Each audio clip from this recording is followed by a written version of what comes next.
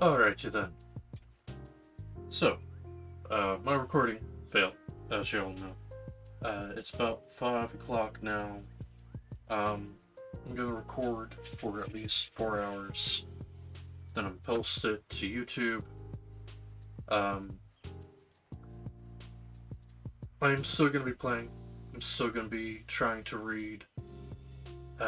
Just without the chat there to accompany me, which may or may not be helpful. I don't know. Either way, um, let's try this again. We were on Minecraft. We were just about to start reading when I realized that apparently my streaming setup is so shit right now that I cannot stream and play Minecraft at the same time. So instead of streaming, um, we're gonna just roll with recording. Yeah, we're just gonna record. I have turned off the sound for Minecraft. I'm going to turn it back on, but I'm going to turn the music for it off because I don't need the music to enjoy it. But I do need to hear the sounds in case hostile mobs decide to try to attack me. Yay!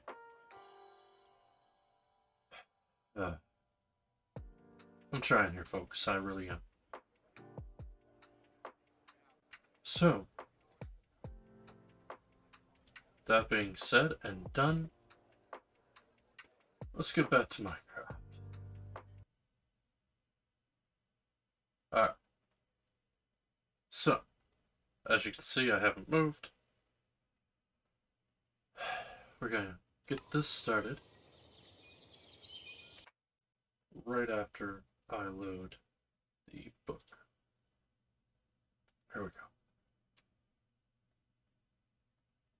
Ooh, how am I gonna... I just realized I don't have...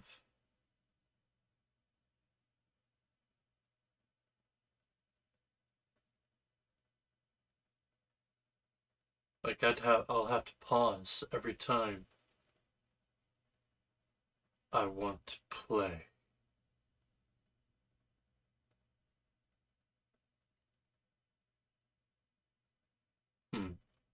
Do I just want to do... You know what? I know what I'll do. I have a pretty decent uh, text-to-speech program that I use to read, well, listen, while I'm playing. I'm going to use that and correct it as needed. Yeah, that'll work. Now I just need to add it to the sources. Pardon me. Okay.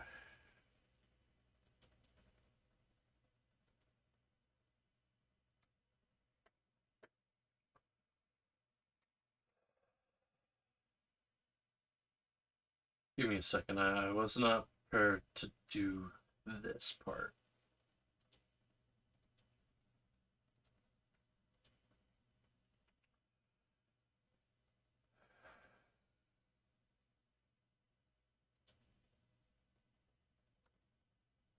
Now, what I'm going to do is I'm going to actually minimize this.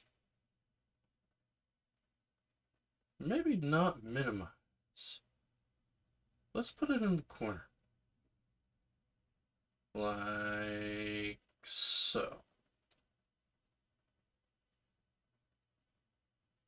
It doesn't affect my reading, and y'all can see what I'm seeing at the same time. How's that? How's that for everybody? Does that work?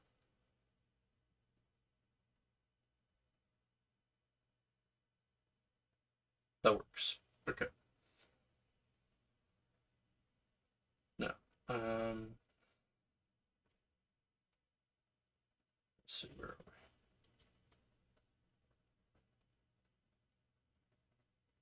Okay, close that. We're gonna keep the little reading tab over here open because that's where I go to find other things. Yay. I should probably hide my bar. Do that?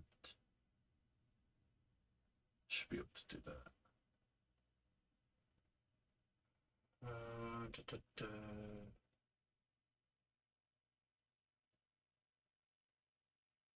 Yeah, we want to show tab groups. We do not want to show favorites bar. There. Fixed. That way it's just the page that I'm currently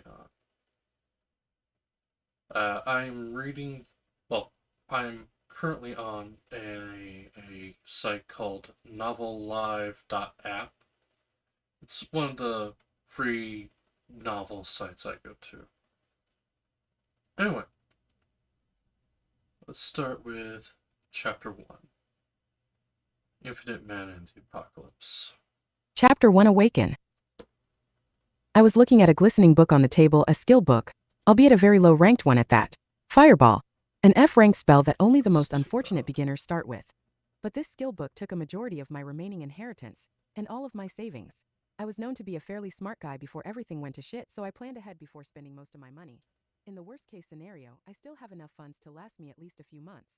In the best-case scenario as planned, I would consume this skill book and hope for a semi-decent talent when I awaken.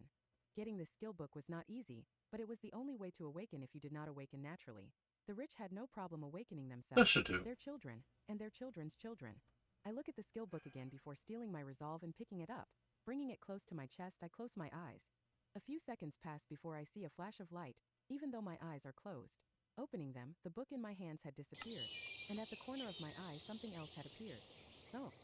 Vitality, focus, strength, and skills fireball. Shining with blue light, the words brought confusion more than relief to me. Where the hell were the numbers for focus? From the release knowledge, ever since the apocalyptic event that killed more than 1 billion people occurred, a new magical world took its place.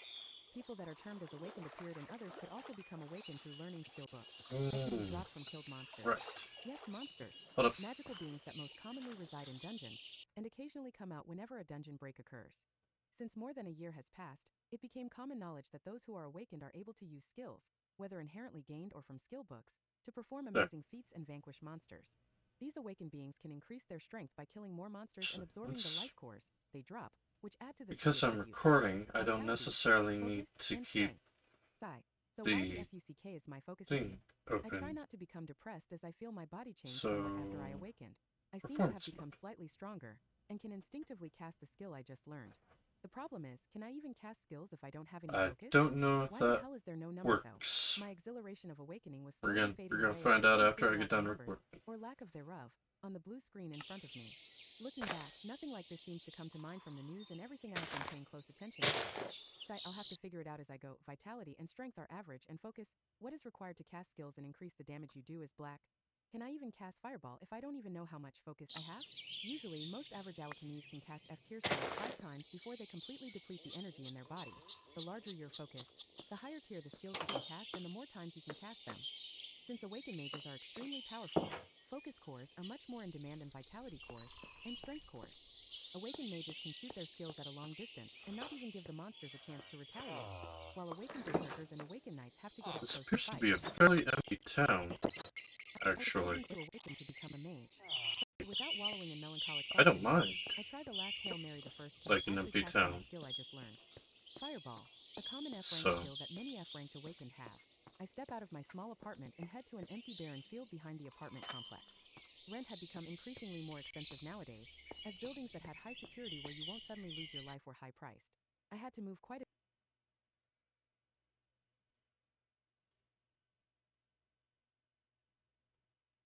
Let's fix the voice to normal speed, because it seems to be going a little fast. Quite a distance to get to the barren field before I could begin testing my first skill, and possibly my last. Hyping myself up, I raise my hand in front of me and call out, "Fireball!" A small ball of flames came to light in front of me, much to my shock and disbelief. Along with the shock came exhilaration. I can still cast skills even though my focus bar doesn't show anything. Putting my shock aside, I command the fireball to move forward before it exploded a few meters from me. Wanting to test to see if I can at least cast the average 5 fireballs that normal F-ranked Awaken can cast, I keep on going. Fireball, fireball, fireball. 3 more fireballs were shot and exploded in front of me, increasing the shock and happiness in my heart. At least I have average skills, even if it doesn't show on the stat panel. Weirdly There. enough, I did not feel any less energy in my body. Well, my focus was blank to begin with, so I didn't really feel much. I focus once Let's more as I put cast that what is down a little probably bit my more. last fireball until I rest for a while before I can cast again. Fireball. The 5th fireball flew out and exploded just like the ones before. With a smile on my face, I wiped the perspiration on my forehead while feeling relieved. That should Being do it. average is not bad, at least with this, I can count myself among the top of many people in the world today. I was still confused on the fact that no numbers were showing on my focus, though, which meant I couldn't get a gauge on just how much energy I had and how many times I could cast my skill. There. I Alright. hesitantly raised my hand again to see just how many times I could cast Fireball. Fireball. Fireball. Fireball. The more times I cast the skill and more fireballs flew and exploded in front of me, the more shocked I became. Fireball. The shock soon turned into incredulousness, as I had counted more than 50 fireballs flying from me and exploding. This 10 times the normal amount of energy an average F rank has. I try to breathe to calm myself down. 10 times. That means my energy nears rank D awakened. That was extremely rare, as long-distance awaken with skills like fireballs can easily take down an F-rank monster, and 3 to 4 fireballs or equivalent skills can take care of E-ranked monsters. D-ranked awaken individuals also triumph over D-ranked monsters fairly easily with good usage of their skills. Am I actually one of the talented Awakenese? I try to push down the pride that began rising before calling. Awakeners. Awakeners. Awakenees? What? Why? Why did they choose that?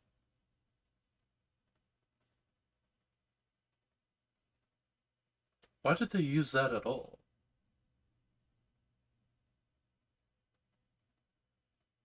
I would have gone, am I actually one of the talented awakened? Because that in and of itself is a plural word.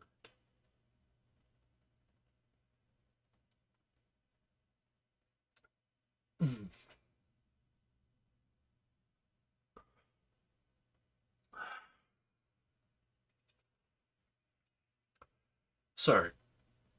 Carry on. Currently, I'm checking my controls and stuff. And again, I'm going to be pausing the story every once in a while to get my thoughts out. If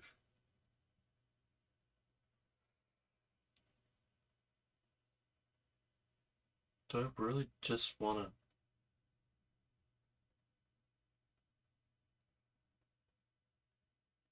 No, it takes me too long to read. I do like my own versions, but you know, it's fine. Calling out another fireball, because I still didn't feel like I was out of energy. This both scared me and made me extremely hopeful in the future. When I kept casting the skill, I didn't really feel any energy leaving, nor did I feel exhausted. When I reached 100 casts, my shock increased. When it reached 300, my head was pounding from this unknown situation. When it reached 500 casts, my whole body shook. I breathed heavily before looking around me. I was fairly deep into the barren field and had the cover of trees behind me. Glancing around and making sure there was nobody around me, I rushed back to my apartment to try and calm my nearly exploding heart. Just real quick. This is an impressive chest. And the sounds of the ambient stuff is bothering me. I might have to change that.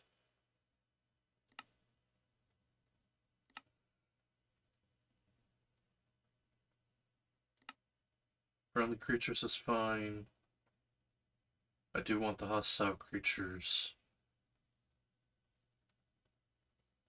I even want the weather and jukebox.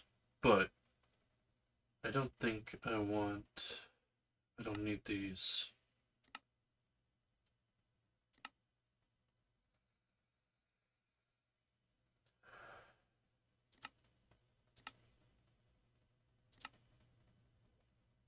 Yeah, that's better. Sorry about that. 500 times I had cast an F rank skill, and I didn't feel any exhaustion. What exactly was going on? Visit and read more novel to help us update chapter quickly. Thank you so much. Previous chapter.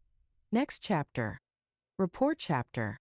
Novel Live, reading novel free read books online and free novels online. Contact sitemap privacy and terms of use. So, Infinite mana in the apocalypse. I didn't want to do that. What I'm going to do for my own sanity is after every chapter I'm going to, instead of voicing my thoughts during the chapter, I'll voice them after the chapter, going on further. So,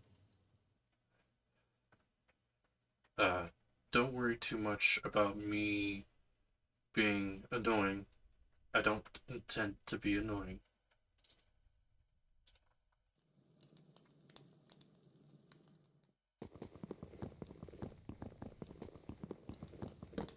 Free chest. Alright. This is actually an empty house with a smoker in it. I might just want to keep this house.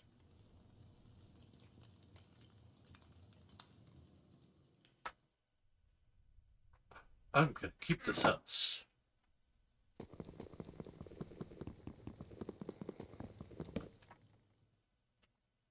I'm gonna try to be quiet during the chapters. And I'm going to use the space in between the chapters to voice my thoughts and mind on what I'm doing in the game. Because some people are here for the game, some people are here for the story. Either way works. I don't mind either. I'm going to continue to chapter 2.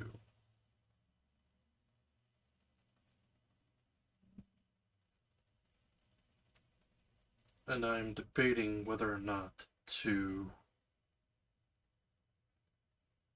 Nah, the chapters are too long for me to just read them myself. It takes me about 15 to 20 minutes when the reader can do it in like 10. It'll get us more chapters done. We'll do it that way. Alright. Chapter 2. Chapter 2 Hunter License. As soon as I was back in my apartment, I took deep breaths and analyzed everything that had happened so far. No numbers were showing for my focus, something I have never heard about before. Yet I could still cast skills that require focus. I did not feel any exhaustion while casting F rank skill over 500 times. My goodness. Taking another deep breath, I continued thinking. The most important question now is, do I just have an abnormal amount of focus that surpasses most people or something else? This was the biggest thing on my mind, as even the strongest B-ranked awakened individuals cannot cast skills that many times without exhausting themselves. Alright.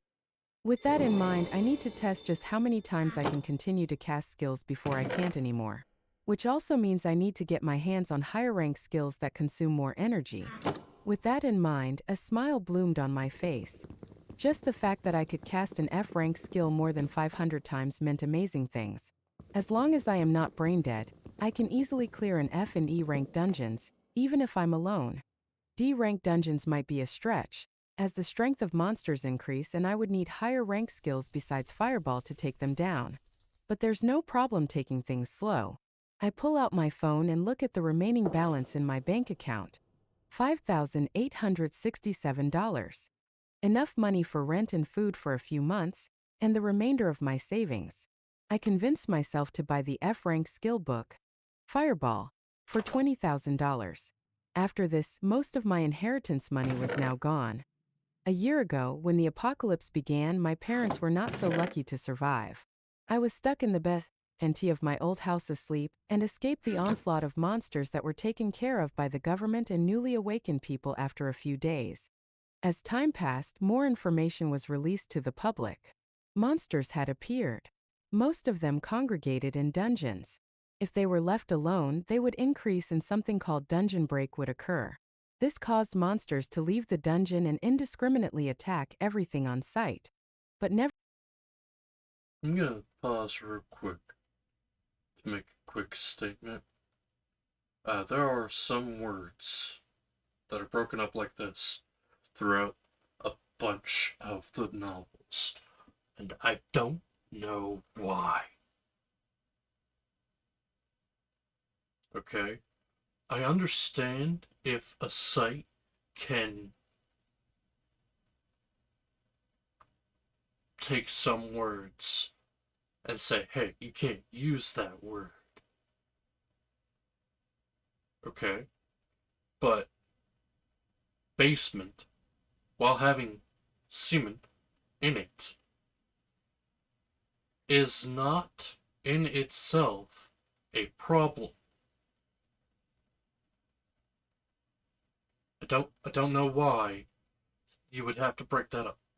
There was another one I was listening to which broke up like the word competition. Why? Why? That is all. Sorry. Infinite Mana in the Apocalypse. Chapter 2 Hunter License. Previous chapter. Next. As time passed, more information was released to the public. Monsters had appeared.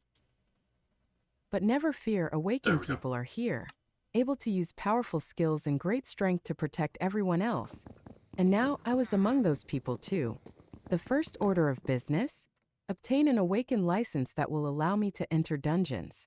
Without a license, you cannot bypass the security that allows the awakened to clear dungeons. You can get a license fairly easily, as you just have to be examined and exhibit skills. I was itching to get started as soon as possible, so I grabbed my backpack and rushed downtown. With the advent of monsters and Mm, heroes, I need a bed. many of the populations were condensed onto a few protected cities. Almost everything was close to each other, so the Awakened Center was not too far away. A few minutes and I was You already don't get a there. bed. Have a On nice the day. way, Bye I bye. saw the usual people with sullen faces and occasional awakened individuals rushing about. The Awakened Center was vibrating with life, as long lines of people visiting shops could be seen, with even more carefully selling monster cures to the authorities. Many people chose to first consume the cores and get stronger themselves, but many more also sold them to the government and other markets as they went for high prices. Vitality cores and strength cores went for around $1,000, while focus cores were almost double that price because of their demand. I moved my eyes to another section of the center, which was dealing in the selling of skill books ranging from F to C.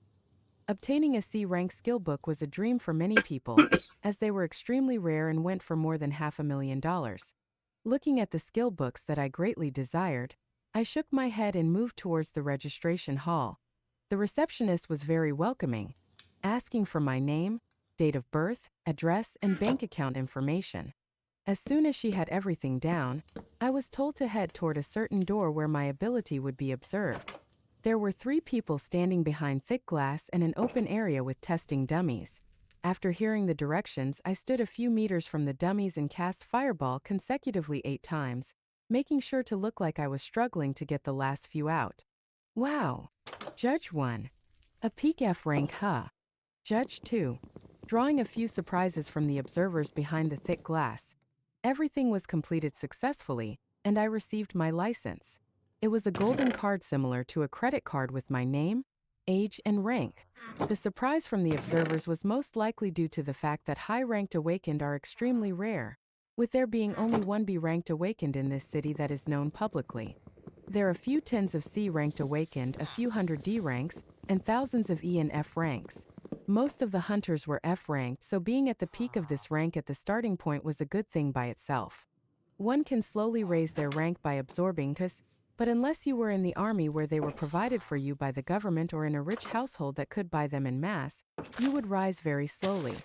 There were some slight changes to the panel on the corner of my eyes as I walked out of the Awaken Center and received my license. Noah, Occupation Hunter, Vitality, Focus, Strength and Skills, Fireball 8. A new occupation had appeared, marking me as an official awakened hunter and, oh, I was surprised because I didn't see it before, but the proficiency of the fireball skill had quickly risen to 8. There was an extremely fast process when it took people weeks to raise their proficiency with their skill. I guess it is understandable as I was able to cast the skill more than 500 times, and most people have to use their skills over a period of weeks to reach that number. My next course of action after getting my license was the nearest beginner dungeon in this city, Ape's Paradise. Boasting 10 floors, each floor held 10 to 20 monsters, with the last floor housing a huge black ape 3 meters in size. This dungeon was regularly cleared by parties of F and E ranked hunters, who could take on the monsters and the boss without fear of casualties if everyone was doing their jobs. Parties consisting of 2 knights who put their focus on their vitality, 2 berserkers with their focus on strength, and 2 mages with their focus on focus, were the most common for this dungeon. The knights act as tanks to ward off coming monsters, berserkers use their high strength to strike down, and protect the mages that are the brunt of the firepower to kill everything on sight. Equipment from dungeons was extremely rare, so most people had to make do with newly designed machetes or metal pipes and iron shields as their first equipment. Only the boss of the dungeon had a chance to drop skill books and items. Any item dropped from a dungeon was highly sought after, with their prices not being too different from the skill book.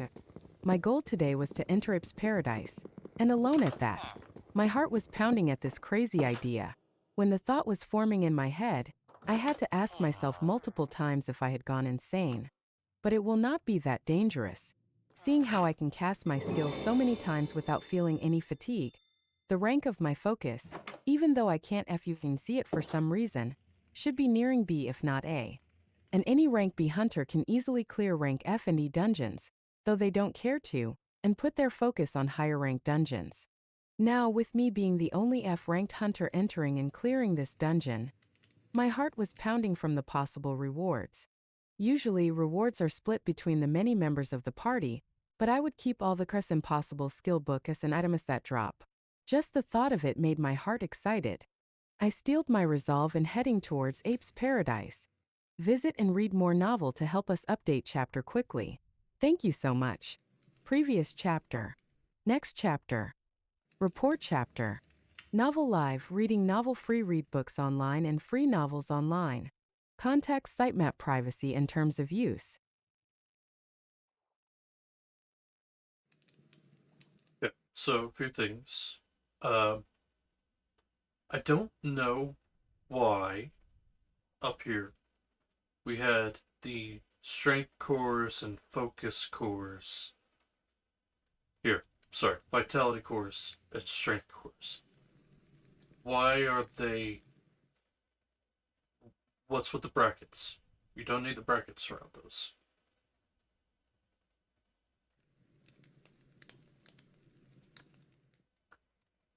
Um, Apart from that, apparently I've gotten some interesting enchantment books, like Self Sling. Why? Why? I mean, that kind of gives you like a teleport, right? Or like an ender pearl. It's kind of like an ender pearl, I think. Maybe I could be completely off balance with what that I think that is. Okay. Wow. What, like, okay.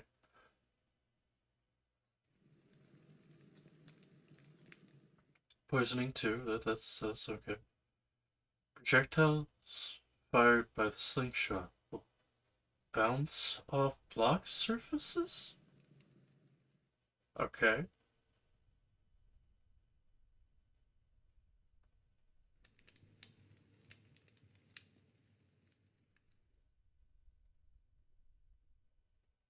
The fuck is shaped beam?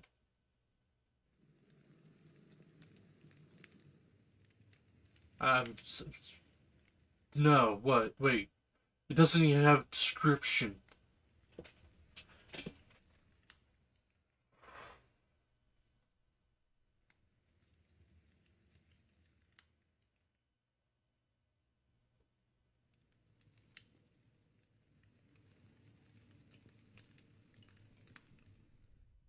I am slightly disturbed.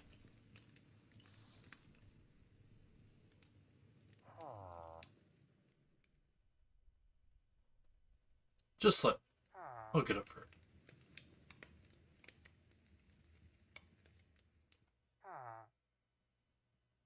Seriously, what the. Moving on. So, that has eaten. I'll eat some bread next.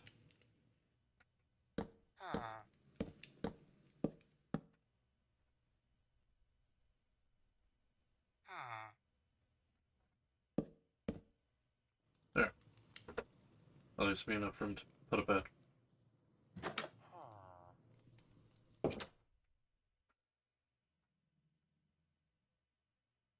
Can't already be nighttime.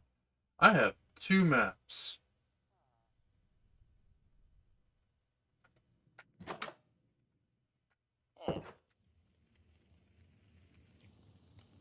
I did not realize I had 2 maps.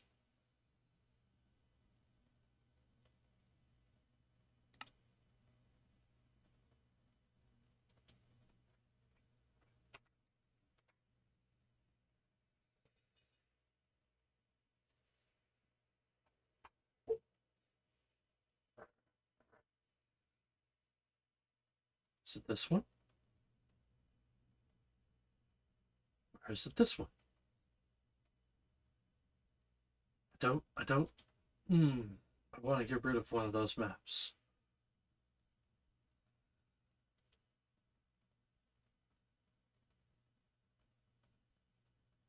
That's the square map. We want to get rid of that.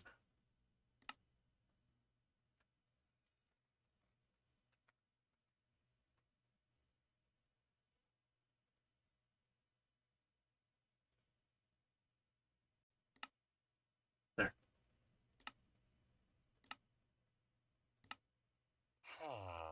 Much better. Now.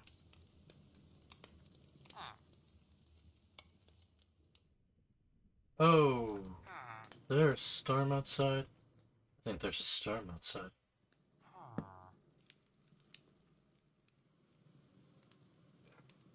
Well, I'm right here.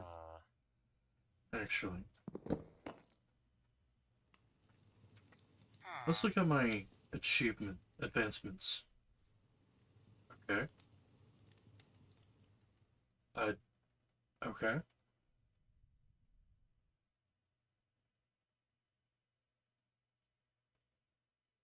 I didn't craft it. I didn't slice it.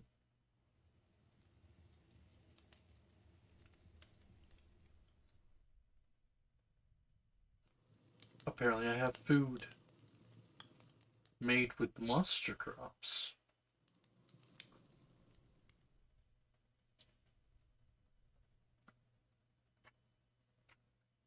Didn't realize that. That's cool. Oh, right. Chapter 3.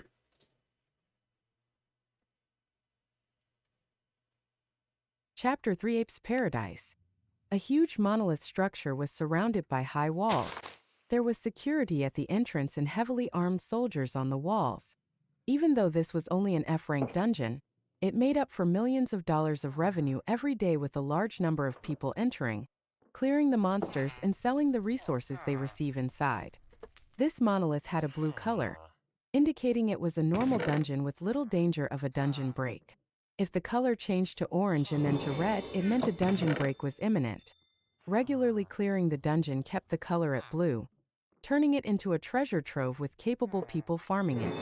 You always had casualties every now and then from hunters that were either too full of themselves, bad teammates, or just plain unlucky. Now, I sincerely hope I don't make myself on the category of being too full of myself. Gathering my wits, I show the guards at the metal entrance of the enclosure my hunter ID before heading in. Inside the walls, there were a few hunter teams getting their gear in order or just talking. A few people were standing around looking to either form parties or invite others to their party. At the center of the blue monolith, there was a square door-like structure. This door-like structure was how you entered the dungeon. Those in a group would have to touch the door with a few second differences, but under a minute to be transferred to the first floor of the dungeon together. There was a party prepared to go into the dungeon in front of me already, so I reined in my curiosity about the other hunters around me and stood a few feet away from the ingoing party. It didn't take long before a few hunters noticed a lone man waiting by himself. Oi, is that kid thinking of going in alone? Hunter A. Bro, another one with a death wish, Hunter B. Just ignore him, who knows? Maybe he's one of those prodigies that can solo an F-rank dungeon? Huh, Hunter C. Ignoring the laughs around me, I wait patiently as the entire party in front of me disappeared in a flash, and waited the required minute before going forward and placing my hand on the square door. In an instant, I was transported into a large cavern, where I had just caught the attention of two 1-meter tall black apes. I brought myself to full attention and observed both the apes and my surrounding before I began my first dungeon hunt. Fireball. A single fireball and then a second and a third and a fourth quickly flew towards the two apes. When the ball of fire exploded on their faces, they were already incapacitated and letting out dying screeches. They would not survive after that, and a second fireball hit them at the same location, quickly finishing them off. I breathed heavily as I felt the adrenaline course through my body. Two F-rank monsters easily taken care of by me. Haha, this was a feeling I could get used to. Usually, F-rank hunters would use their skills sparingly, making sure to cast them all either on the boss or on emergencies. I did not have such reservations. I love gold. That's all. Reservations. I went towards where the apes fell and grabbed a glistening strength core that dropped. It was small in size, smaller than a pigeon's egg, and yet they went for $1,000 on the market. I placed the core into my backpack and ventured farther in. I didn't have to walk far, as three apes were quickly rushing towards me, screeching after hearing the death screams of their brethren. With a thought, Fireball was cast one after another, each not missing its targets that were rushing forward. Another strength core dropped from these three. Cores were not guaranteed to drop every time a monster died, and getting 2 from 5 monsters was already fairly average. Placing the newly acquired cores in the bag, I rushed down the path of the cavern, meeting another set of 5 apes that I quickly burned. I had to force myself to calm down as I so easily and quickly took down the monsters and collected cores. I never imagined myself being able to do something like this and had to pinch myself a few times just to make sure it wasn't a dream. Forcing myself to remain calmer, I cleared the first floor quickly and headed down the winding steps to the second floor. The apes came in batches of 3 to 5, and just ran towards me when I neared. I didn't let them get any closer than 4 meters from me, hurling balls of fire towards them as soon as they were in my sight. And just like that, an incredulous sight occurred in the F-ranked Dungeon Apes Paradise. Without a moment of rest, an F-ranked hunter cleared the second floor, and the third, and the fifth, all the way to the end of the ninth floor with ease. Wah! I lost control of my emotions as I let out a triumphant shout before the boss room. I had never imagined something like this to be possible. Without a single issue, I had effectively taken down groups of apes, collected multiple cores, and reached the boss room all by myself. I reeled my emotions in as I let out a confident smile and went further down to the boss room.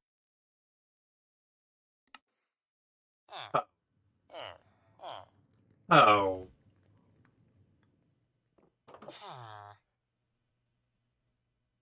A huge ape awaits me in the circular cave that is the last room. Roar! The cave lightly shakes from the scream.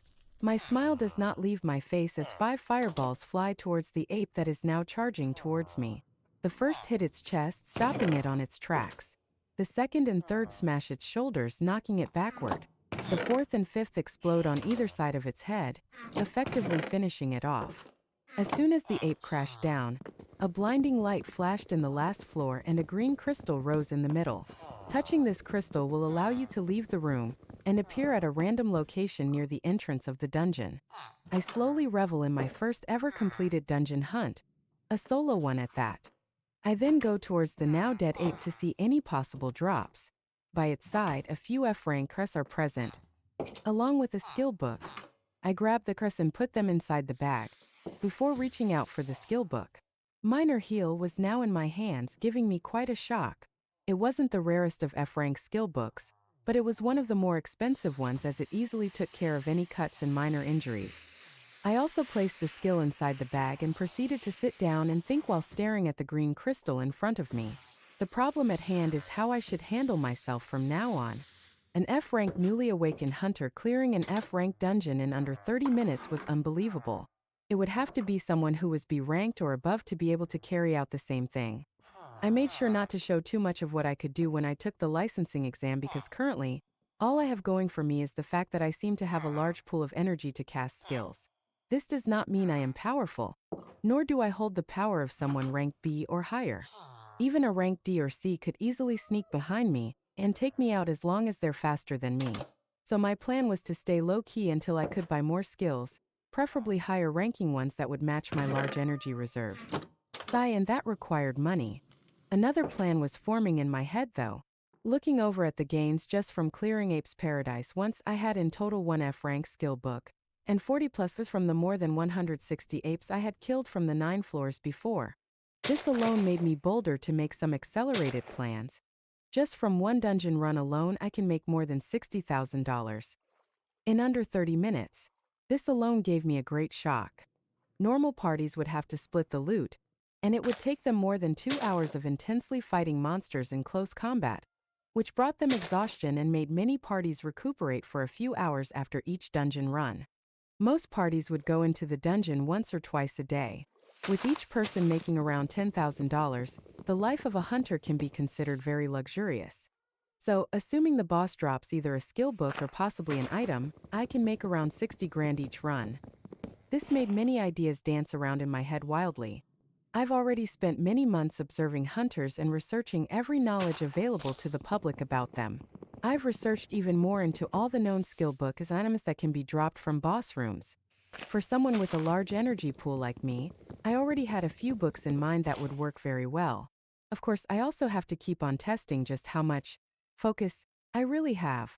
A wild thought keeps appearing in my head that I do not want to entertain as it is too grand. The possibility that because my focus appears blank and I can repeatedly continue to cast skills with no feeling of exhaustion, could mean that I can simply keep on casting skills as much as I want. Boom. It felt like something had exploded in my head as this idea came and my mind entertained it more and more. My heart was also beating fast that this could even be a possibility. But why not? From what I've seen so far, there is no value for my focus attribute. Is it more logical to think that it is just a really high number that I somehow cannot see, or that because it is blank and I can still cast skills, I can simply continue to cast skills without any problem of depleting something? I took a deep breath to calm my nerves before I came to terms with a new plan. It was somewhat risky, but it will be fast and reduce any possible future problems, whether it be from monsters or hunters. The world after the apocalypse was vastly different but still the same, now even more filled with dangers and deaths. A hunter could easily be killed by monsters, robbed by other hunters, or killed by the government if they do not fall in line. To secure my safety while rising up, I will need a highly defensive and offensive skill, as well as a speed supporting skill. Something of C rank or above would be highly effective, and yet the cheapest C rank skills start off at $500,000. So, how do I go about this? Visit and read more novel to help us update chapter quickly. Thank you so much. Previous chapter. Next chapter. So, you start to get the idea that he has infinite math, which is fine. Um, Again, I don't know why they had to put the like brackets. It messes with the audio. It's one of the reasons why I kind of wanted to read it myself.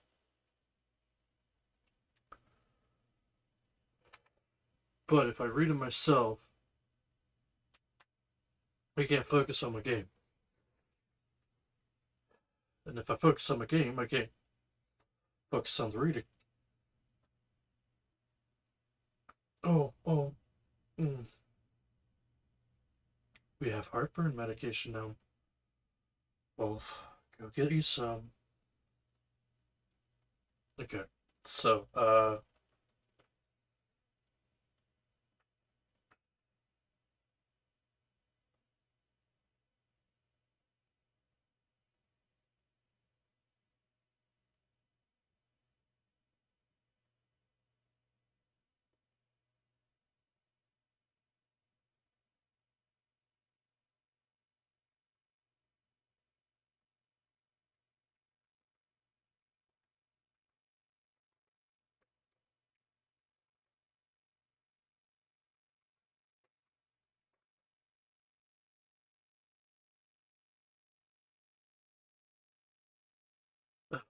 someone was trying to give me advice, and I can't read that word.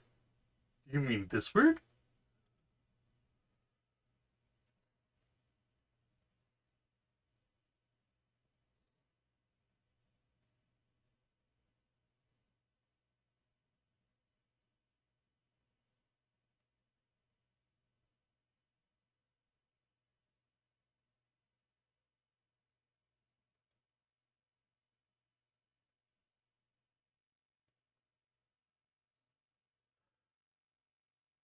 Alright, so I'm gonna go to the next chapter. I'm gonna pause the recording real quick. I am still having lag issues. I don't know why I keep having skipped frames. They're suggesting it's a bitrate issue. What bitrate would I put it at? The audio bitrate should be fine. I don't. Maybe I need to do advanced encoder settings and see what I can do there. But I can't do that while I'm recording. So we'll figure that out later. For right now,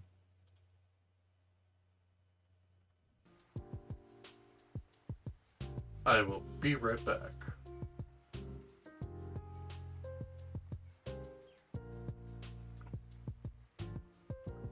Um, I'm gonna grab something to drink, some heartburn medication, and probably some water. As boy, I'm thirsty. But mm,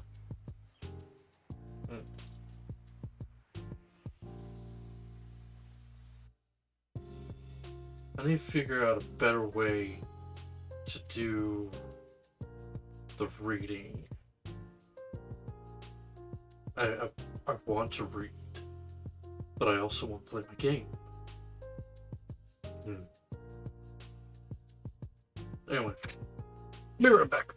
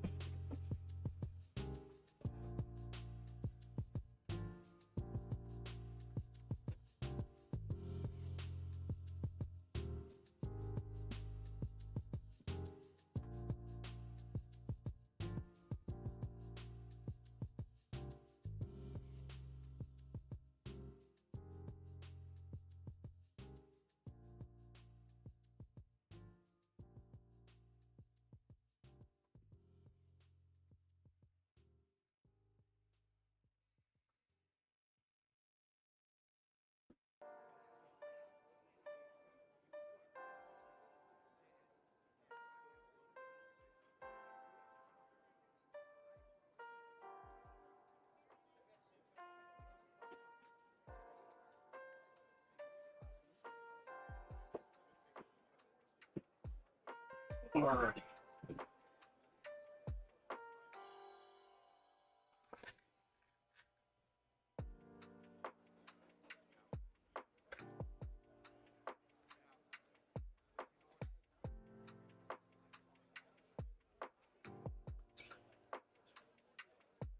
Instructions.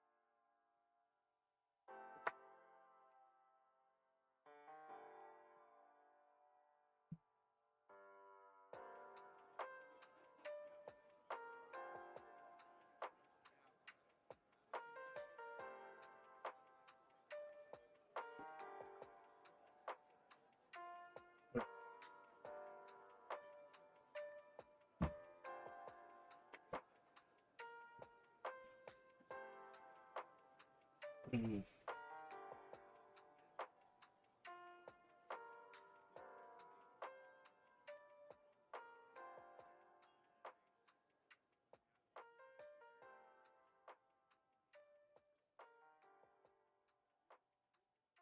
I don't know what that would help with. Alright. I'm gonna throw this back into performance mode. Oh, wrong. There we go. Performance mode. Everything disappeared. What am I gonna do? Nothing. Absolutely nothing.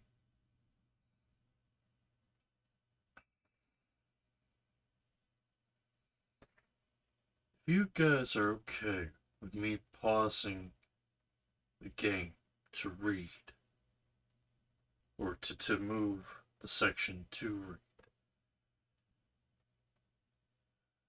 No, it's not gonna work. So that'll be like every 5 minutes where I'm gonna go wee or woo.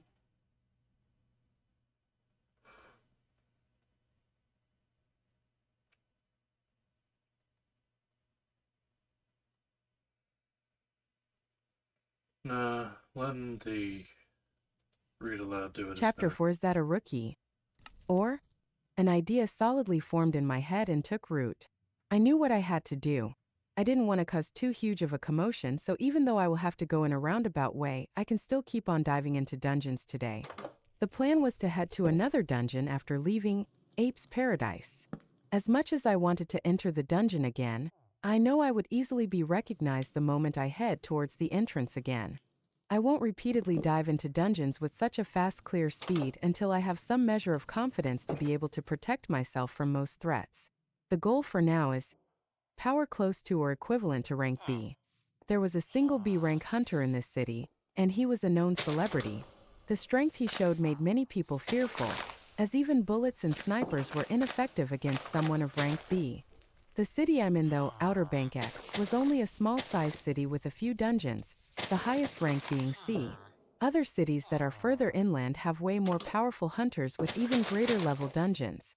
My next stop will be at the rank E dungeon, Frozen Wasteland, which many hunters did not frequent. With the extremely cold characteristics, this dungeon held 20 floors, with various beasts of cold attributes appearing. It should be even easier to clear with my constant casting of Fireball.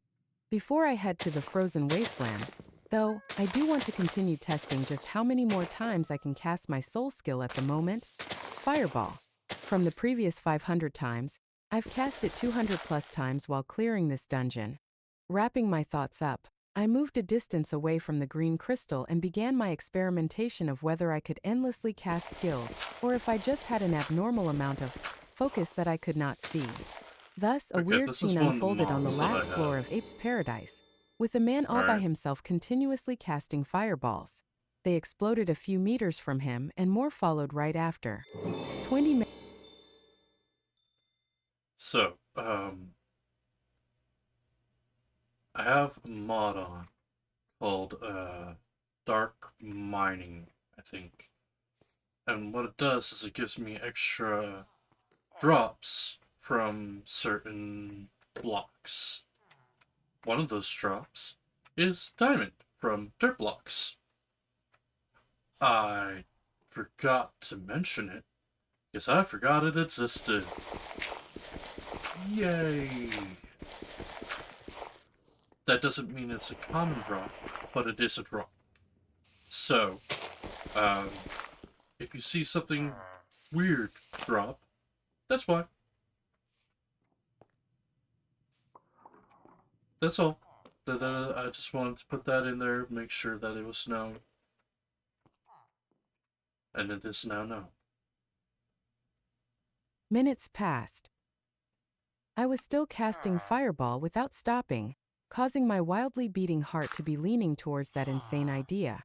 Approximately over 1,000 casts in the last 20 minutes. Let's continue some more. 40 minutes later, I had gone past the excitement, ran over fear, got over the whole ridiculous idea, and taken it as a fact.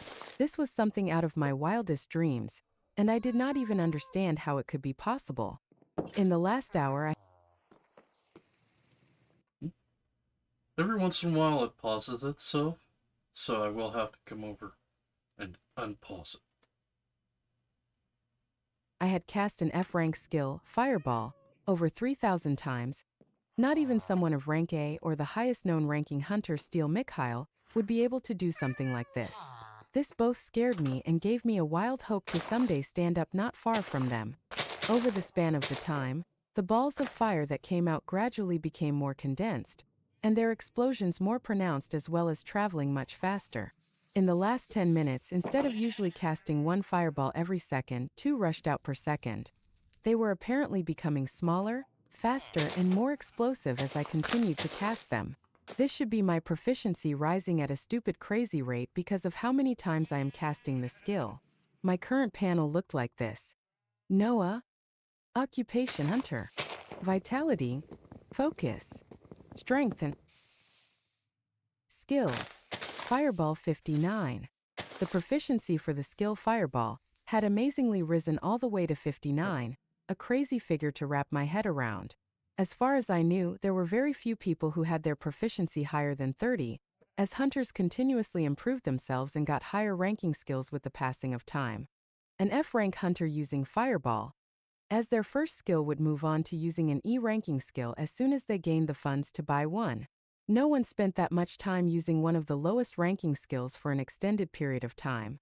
Looking at the high proficiency, it made me excited about what would happen if I continued to cast and raise it even more. The power of the Fireball skill should currently surpass any other skills of the next rank in the damage and speed that it flies at. It's most likely nearing rank D in its offensive ability. I was itching to continue my test of endless casting but brought myself to stop and move on to the plans on my agenda. I moved towards the still Oh, glowing I'm green cold. crystal in the middle of the room and placed my hand on it, which instantly teleported me outside the monolith. I appeared not too far from the entrance, with a few people glancing my way with surprised expressions. Did his entire team wipe, or do we have a ranker here? Hunter F. Huh, a ranker? Have you ever seen them dressed like that with a flimsy backpack on them? My apologies, kid. I hope they weren't your closest friends. Hunter G. A few people noticed the abnormalities as someone finished the dungeon and was transported out alone. My current attire really did not match anyone of rank C or higher, as many people quickly noticed. Most of the people that were there an hour and a half ago when I went in the dungeon were either gone or not paying attention, as the surrounding compound of the dungeon was a fairly large space. I ignored the pitying gazes of hunters who thought the rest of my team was gone and headed towards the gate. Funny enough, I was becoming more and more used of ignoring other people's gazes as this day went on. Outside the gate, there were a few stalls and people rushing about. I went towards another section where there were a few cars lined up and planned to use the hunter ride system. There were many people making their living driving hunters from dungeons to the Awaken Center or to their lodging. It was a very dangerous job as you can always have an unstable customer, but this time they're superpowered people who could either blow you up or snap your neck with a twist of their hands. One man quickly came up to me with a smiling expression and asked if I needed a ride. I nodded and quickly got on the parked Dodge Charger in front of me, our destination, the frozen wasteland. In the 25-minute trip towards the next dungeon, I kept on thinking of any things that I missed and went over my plans for the next few days. Time quickly passed and we Now, neared another huge monolith, this one with a slight tinge of orange. well, now I have a Many reason to eat my hunters did bread. not like clearing this dungeon because of the extreme cold, resulting in mandatory cleanup by the government routinely. I would take my time in this dungeon though, as there were significantly fewer hunters, and even a single run would probably net me more than double the money I made in Ape's Paradise. I paid the high fare and got out of the car, flashing my hunter license to the guards at the door, who didn't bother with me after giving me a second look and shaking their heads. Hey, I promise you I'm not just a hunter on a suicide mission, all right? I look around the enclosure of this dungeon and head towards the entrance. There wasn't even a team on standby to be entering, with a few hunters CLUS.tiered on some stalls and shops selling food and equipment. Nothing held me back as I quickly went to the entrance and placed my hand on one of the square doors, which quickly transported me to the first floor of the Ranky dungeon, No. Frozen Wasteland. I was quickly besieged by the cold that drove many hunters away, and quickly cast 2 fireballs that did not fly away from me this time but circled around me. Doing this usually required hunters to continuously provide more energy, but nothing like that could be felt from me. As soon as I commanded the fireballs to circle a few feet away from me, the cold was majorly offset and nowhere near where it was before. There wasn't a pause to be given though, as I soon heard the growling of animals that quickly showed themselves. Clear white wolves were rushing towards me, their glistening white teeth flashing menacingly in the white wasteland. There wasn't a single hint of fear in me though, as I moved forward confidently. Condensed fireballs were quickly rushing from me at high speeds, exploding on the wolves' bodies and blowing masses of meat away. The group was quickly taken care of in the first volley of fireballs, and all that was left for me was to pick up the that dropped. I looked forward to the misty cold path in front of me as I rushed down this 20-floor dungeon that would be the beginning of my journey. Visit and read more novel to help us update chapter quickly. Thank you so much. Previous chapter. Next chapter. Report chapter. Novel Live, reading novel-free read books online and free novels online. Contact sitemap privacy and terms of use.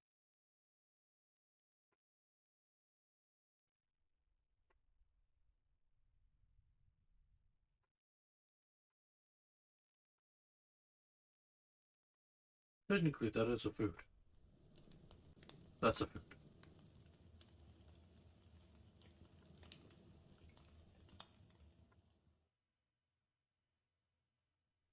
These are seeds. Well, that's rice. These are seeds. I don't know about pineapple delight. I don't know what I can do with it. Not a clue.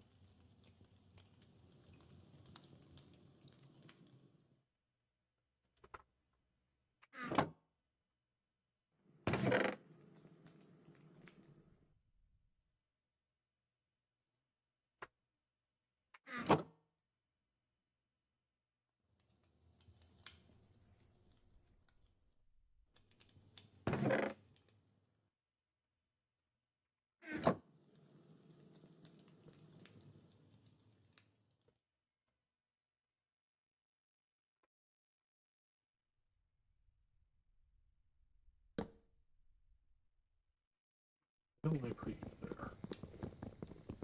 Sure. Let's put you here.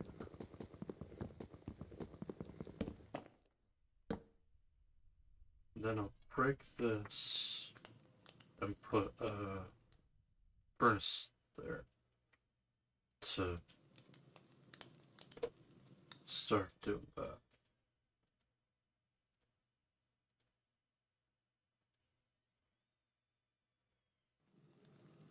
And I don't need the compass for it now.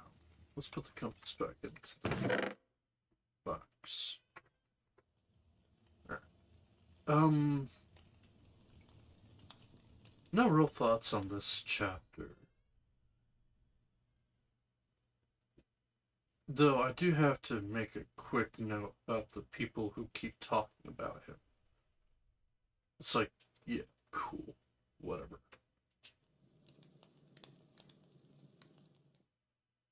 I do like how they're all like, Hunter letter. Hunter letter. They don't matter. And we're told that they don't matter, and the fact that they don't have names. The only ones that do matter have names. Though I don't understand why you would signify, oh hey, this is a different hunter than this guy. Just not sure that's how I would denote that myself. Personal opinions.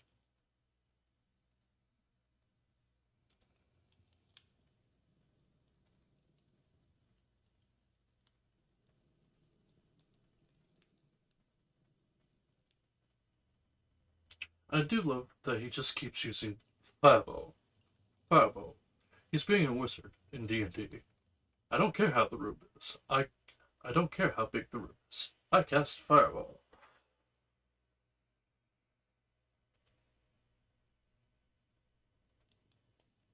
Chapter 5: How many fireballs to take down a huge polar bear. In the first 5 floors of the frozen wasteland, packs of white wolves appeared. With the fast velocity of the ever-so-damaging fireballs, they were mowed down quickly. Aside from casting the skill towards the enemies that appeared, I had a few of them rotating around me, and randomly cast the skill even more as I moved forward, even if there were no enemies near me. I wanted to increase the proficiency of Fireball as fast as possible. I could only imagine what these monsters felt, as they would hear sounds of an explosion that quickly pulled them toward Wait. me before they met a grisly fate. Killing all of these monsters did not have that much of an effect on me. I was looking at them like the mere monsters that they were. They would not hesitate a second to rip my head off if I gave them the chance. Not to mention the hatred that everyone has against monsters for all the massacres on the early stage of the apocalypse. The first 5 floors were quickly cleared, and from the 6th floor, monsters with a similar shape to foxes began appearing. These once much bigger than the wolves before them. Their size surprisingly did not make them any slower, and they were rushing towards me while ferociously growling. The further condensed fireballs were shooting out from me without stopping. I was doing my best to adjust to the ever-so-increasing speed while aiming for their heads and limbs. As soon as there was an impact, an explosion followed and chunks of meat flew. The Arctic foxes were then taken down just as easily as the wolves. This continued until the 15th floor, where huge musk ox began appearing. They looked like huge bisons but with a lot more fur. I stopped aiming at their limbs, as it seemed their thick coating provided some protection for them, and focused on throwing the fireballs only at their heads.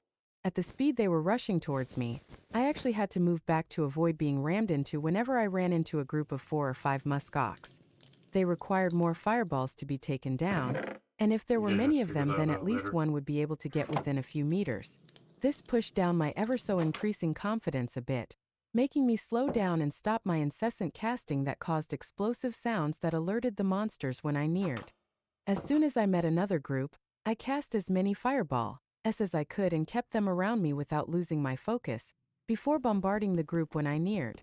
Just like that, I smoothly cleared all the way until the 20th floor, which held crystal glass stairs heading downwards.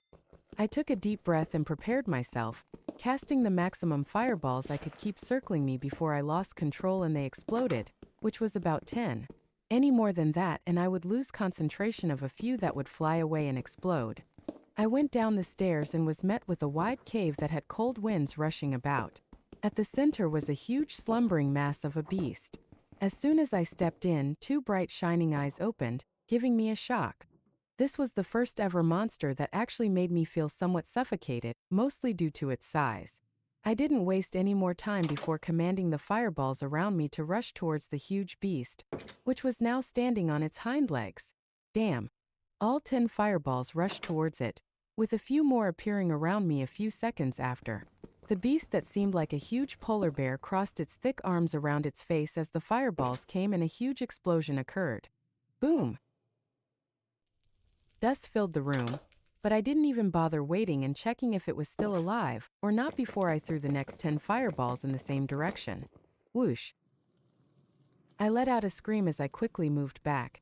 The bear was not dead and had rushed a few meters close to me, its arms mangled and burnt, but its huge jaws with pristine white teeth wide open. The last 10 fireballs I had haphazardly thrown out saved my life, as they quickly exploded on the open jaws of the bear and blasted its head off. Damn, damn, damn. I was breathing heavily while calming myself down. That was close. If I had waited a single second, if I was just a tad bit more overconfident, I would have had my head chewed right off. Damn it. Throwing those last fireballs without checking for anything just saved my life. I stumbled down and reeled my emotions in as the dust cleared and the room returned to serenity. I closed my eyes as the events in the last few minutes played in my head. I was rushing things. I only had one F-rank skill, and I alone attacked an E-rank dungeon. Stupid. It doesn't matter that I can cast it repeatedly if it cannot quickly take down huge bosses like this. Even with the increased proficiency of Fireball, it wasn't enough for me to comfortably take down a rank E boss. I also did not absorb any of the curse I had collected so far because I planned on selling all of them to quickly buy a higher tier skill book. Also stupid. If I absorbed some strength curse, my muscles would be reinforced and I would be stronger and quicker. If I absorbed more vitality curse, my defenses and health would be further increased so that a single attack won't kill me.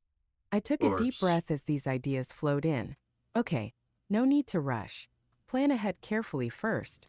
My original plan was to dive into these dungeons repeatedly today until I gained enough money to purchase a C rank skill, but that might not be the smartest of ideas. I would need to repeat Frozen Wasteland at least 3 or 4 times alone if I wanted to collect funds nearing $500,000. Ape's Paradise alone had given me materials worth around $60,000, and I had gained close to a double that amount in here, with 100% in the last 20 floors of this dungeon. A new plan quickly formed and I stood up to check what the boss had dropped. One skill book, and a few rankers that were slightly bigger than a pigeon's egg. The skill book I picked up was called Arctic Armor. Happiness quickly came to my face as this was one of the categories of skills I was planning to buy. Skills like these greatly complement the current me, as some armor skills are timed, and some stay as long as you provide the energy.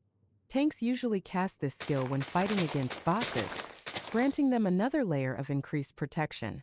If the tank doesn't have a high enough focus, though, he might run out of energy for the armor and quickly be taken out, so his team members had to act fast to kill the boss.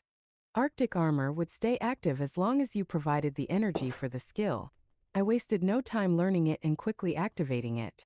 A thin crystal layer of ice quickly formed all over my body, giving me a cooling feeling. Almost all of the cold winds that were rushing about in the cave seemed like a breeze to me. Wow, I was already in love with this new skill. As usual, I didn't feel like I was using any energy or depleting anything from my body as the skill was actively on. A confident smile quickly came back to my face as I collected the rest of the curse and placed in my now heavy backpack. I turned to the green crystal that rose after the huge bear's death, deactivated Arctic Armor, and touched the crystal. It was already night outside, the cold air emanating from the frozen wasteland monolith increasing some more. I passed by the few people that were there and went towards the roads where many cars were parked. Someone quickly approached me and I got in the car, my destination now being the popular hunter lodging at the center of Outer Bank X City.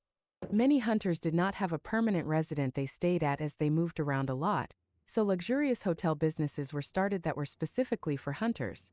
Most paid to stay there by the day, as the cost was nowhere near what most hunters made from killing monsters day in and day out. Almost getting my head bitten off woke me up somewhat, even though I thought I was thinking very clearly when I was planning everything. I was calling it a day for now. I'll sort through the crust that dropped and see how much money I can make by selling them, and how many I should absorb myself. We quickly arrived at the hunter lodging called Pristine Residency. I paid the fare and went towards the entrance of the hotel. I would go back to my little apartment some other day to grab my valuables. Now I just needed some rest. The pristine residency had a luxurious look with shining lights all around it. Being a hunter lodging, there were many services for hunters that were offered. Beside the extravagant dining with specially cooked monster meat, small shops that sold and bought skill book items and crests were also here, although they wouldn't be anywhere near as extensive as the shops in the Awaken centers.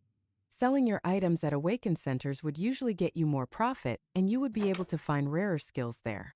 Places like the Pristine Residency were more of a business while Awaken centers were under the government's wing. And the government never stopped buying all the items dropping from monsters in bulk.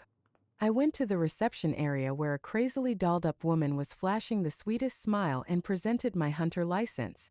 The smile never left her face as she quickly processed a room for me and gave me the key card.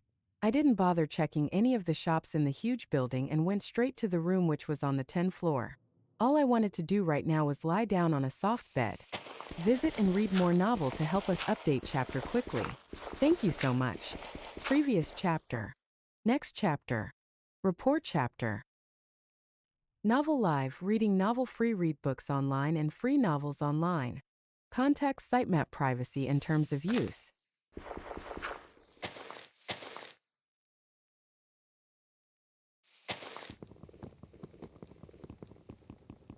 Give me just a second. I gotta carry it. Whoop. Alright. Apparently, it is very cold outside, which is why I'm cold. I say it's very cold because my window has frosted up completely, which means I should probably turn on my heater, actually, instead of just covering myself in a blanket. Yeah, I can feel the cold.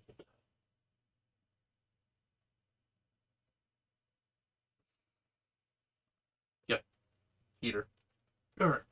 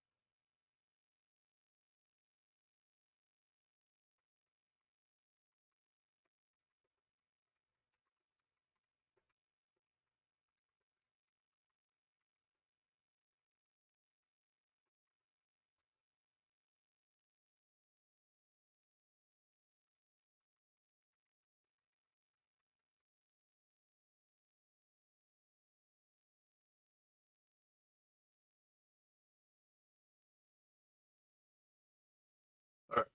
What was I doing? Right, heat. Getting heat. Because it's cold outside. And it's getting cold in here. Uh, my only note on this chapter is the same note as most of the other chapters. But the brackets are not needed. I think at some point the author stops putting the brackets. I'm not sure. I don't need to. So I can put you off for now. Stop. Eat.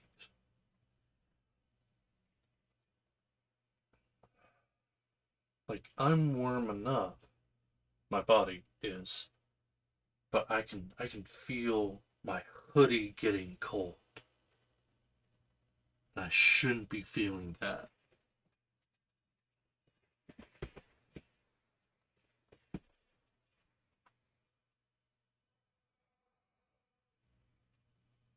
Like I'm shivering. I shouldn't be shivering. It's not that cold here. Is it?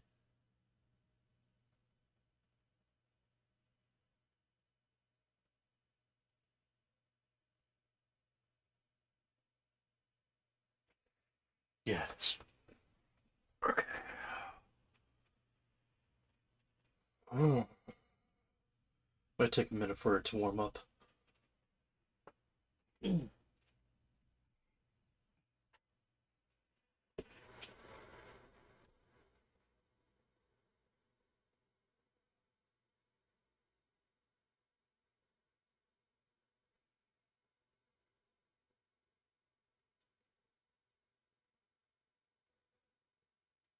So then, back under the covers. Won't get too hot. Oh no.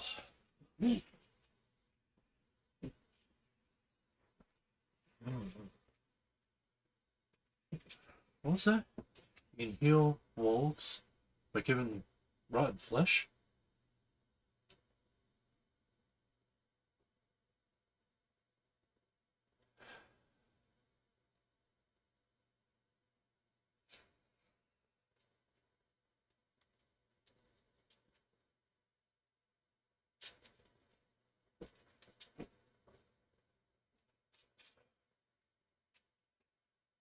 Hmm.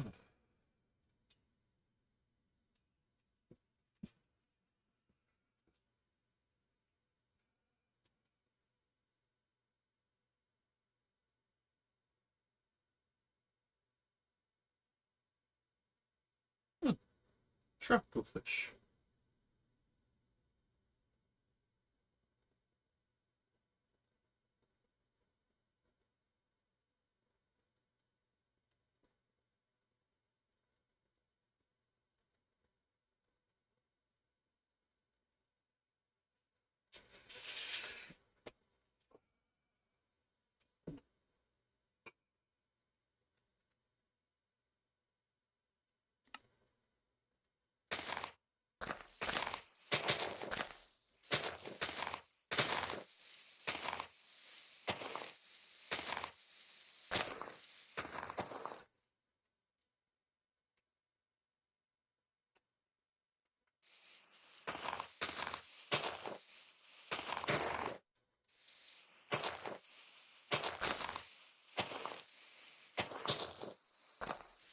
Right.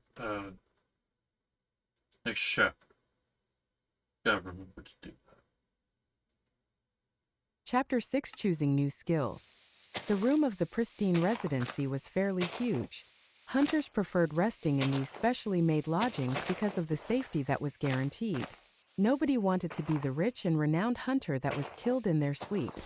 There was a platter of fresh fruits on the side and a thick bed in the middle of the room. I sat down on the bed and emptied the curs in my backpack to get a grasp of just how much funds I could get tomorrow. There were 38 focus, 54 strength, and 48 vitality cores, mixtures of F and E rank. This many cores were only possible if you were a very high ranker soloing lower dungeons or from partying with others of the same caliber to attack high-ranking dungeons. Just the cores alone would probably net me a grand total of $180,000 were I to sell all of them. I wouldn't be able to even come close to purchasing a rank C skill, but I could probably get one rank D skill or two rank E skills. If I choose to sell the minor heal I got from the boss of Ape's Paradise, that's another $20,000 to $30,000. But I was keener on learning that skill myself after the fight with that bear. I was absent-minded as I looked at the curse in front of me. Doing something like this was always a wish of mine, but never in my wildest dreams had I thought it would ever become a reality. My mind quickly went back to the period of confusion, when monsters were first introduced to the world. The last thing I remember saying to my parents was, "You guys have fun." They were going to their anniversary date, finally some time away from their son who hadn't yet left the house. Those were the last words. Tears unconsciously fell from my eyes as my mind went back to that time. I remember the rage I felt, the powerlessness as I hid in the best away from the screams and growls that were clearly Basement. heard as if they were next to me. All I did was clutch my phone and watch the news updates as it went from monsters had appeared, to advice for the people to hide in their homes, to superpowered humans and the military stepping in. I hid in that bed for 2 straight days before I even had the Basement. courage to go upstairs and eat something. The weeks that followed were just confirmation of many people that did not have their loved ones returned to them. I was scared and ashamed at that time.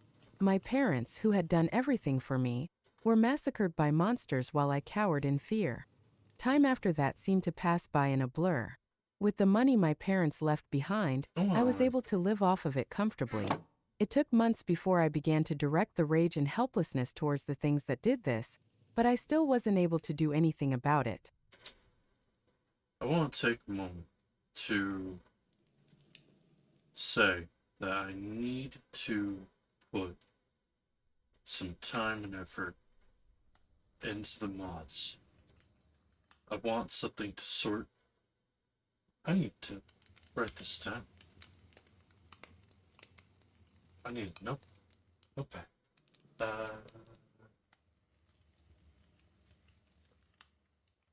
Of course, my actual notepad is on the other side of the room. Of course it is. It always is. Why is it always on the other side of the room? Oh well. We're getting it.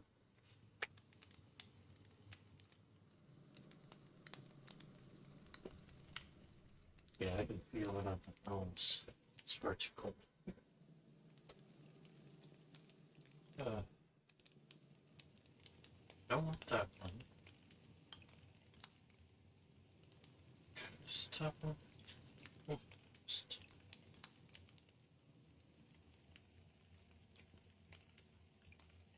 this is sketchbook.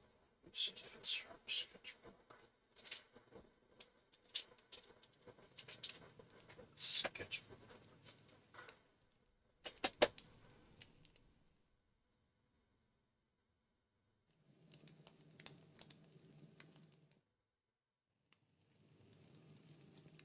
Where's my actual notebook? Why don't I see it? There it is. In a box. Of course.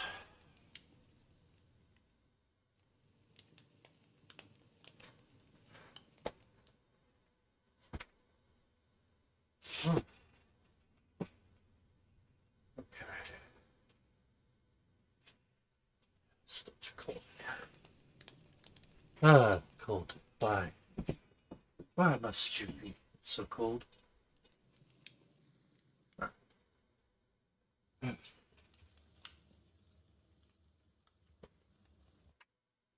Pause. Play. The months after that I spent learning every little thing I could about monsters, dungeons, awakened hunters, and the reality of our new world. Only today did I Right. Notes.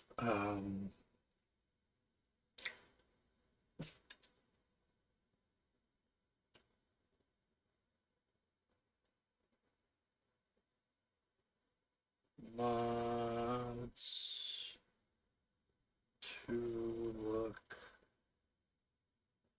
into. Definitely want a mod to sort uh, both my inventory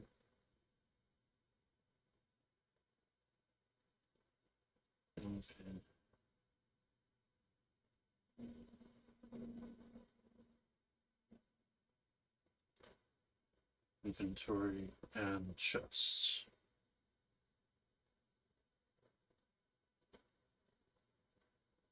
Backpack. I don't know if there's backpack mod. I'm feeling that out. Uh,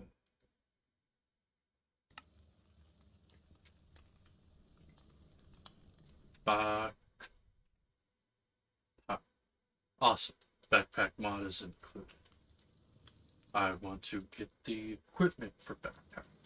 So, uh, a little further down the page, we're going to put personal quest.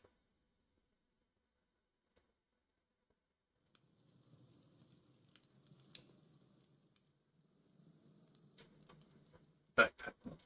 Backpack.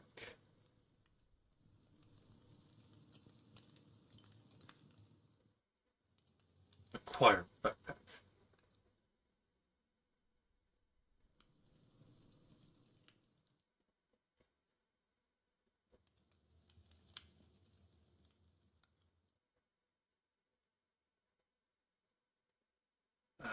Another thing to check into is sleeping bag.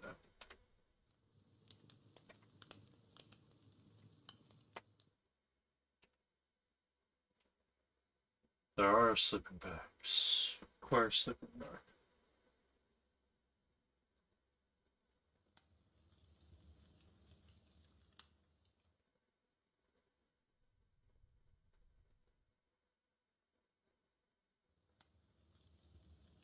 That one should be relatively easy. I believe all I need for that is wool.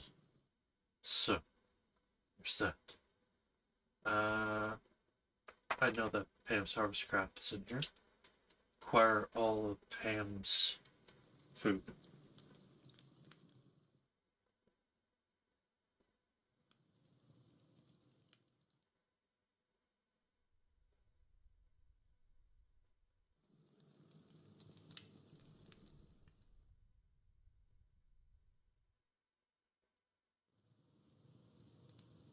Food, seeds, and trees.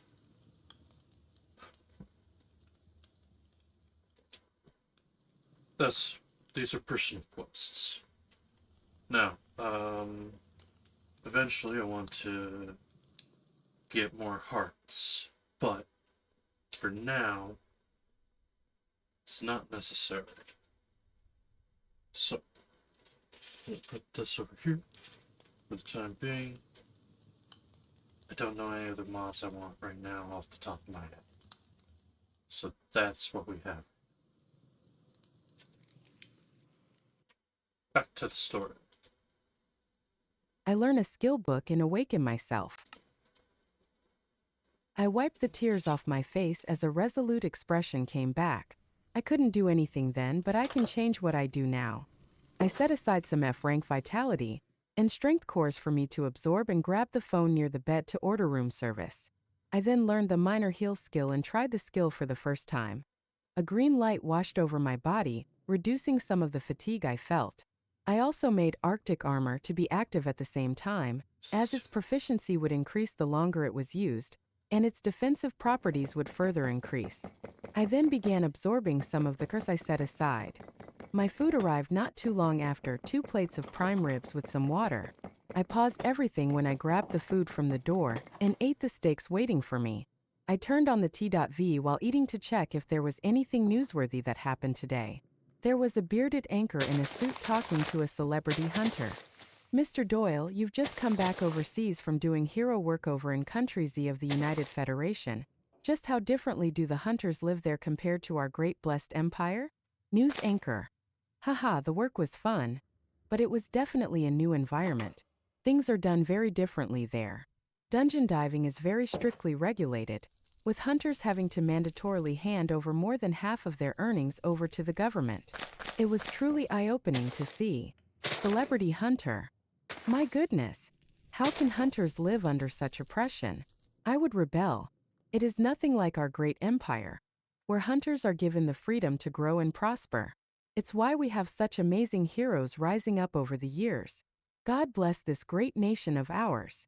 News anchor. Well, celebrity hunter. I quickly turned the T.V back off while shaking my head. Nothing noteworthy seems to be going on, just the usual propaganda being hurled at the common news watcher. The blessed empire. Are we truly blessed? Compared to the United Federation, hunters here have a much higher death rate. The occasional dungeon breaks also cause mass casualties as response times were usually slow. Though I'm definitely lucky to be where I am, over the years I've to be skeptical of many of the things I hear.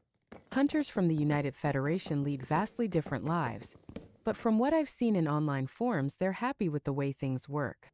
Of course, there are still many issues, but nowhere near as horrid as all our news networks make it out to be.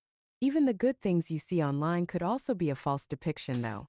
So I guess I'd have to visit there myself to see how things are in the future. As soon as I finished eating my food and absorbing about 40 vitality and strength cores, I went towards the bed to get some rest. Before sleeping, I made sure to activate Arctic Armor.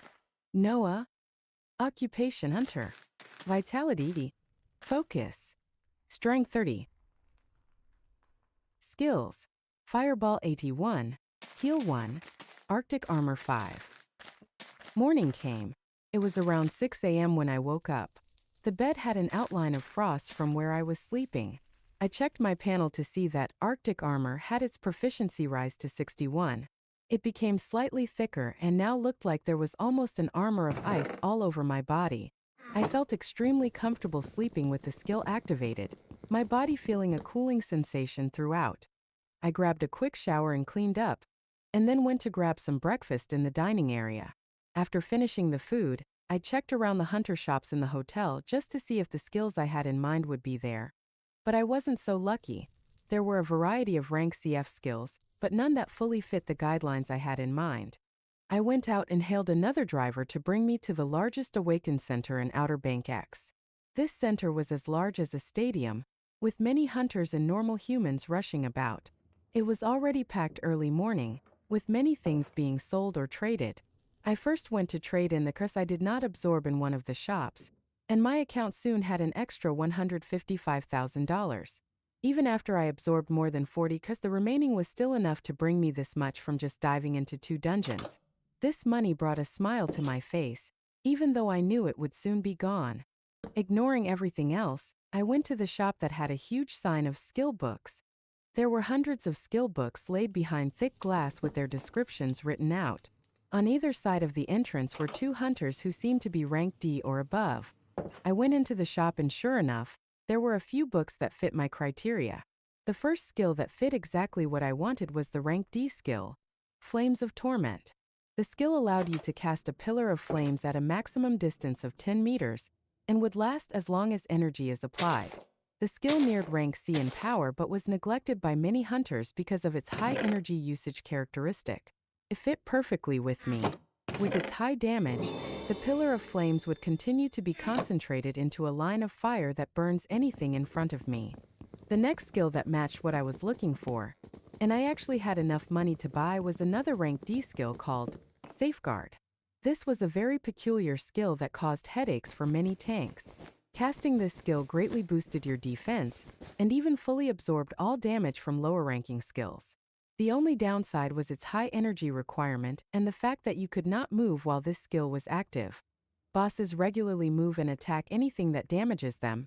If they see their attacks aren't getting through a tank that is standing still, they will simply move to attack other party members that are causing it harm. Tanks who first used this skill caused the death of many spellcasters, as they were too late catching up to the monster after being able to move again. You also never want to be a mage with your flimsy defense to cast this skill and stand still. As soon as your mana runs out, you will be surrounded, and because of all this, a D rank skill book that normally goes for around $100,000, I was able to buy for $60,000.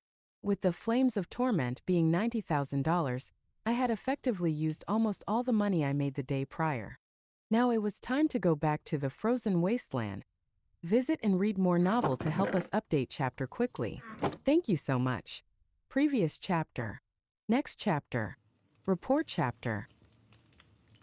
Novel Live, reading novel free read books online and free novels online. Contact sitemap privacy and terms of use.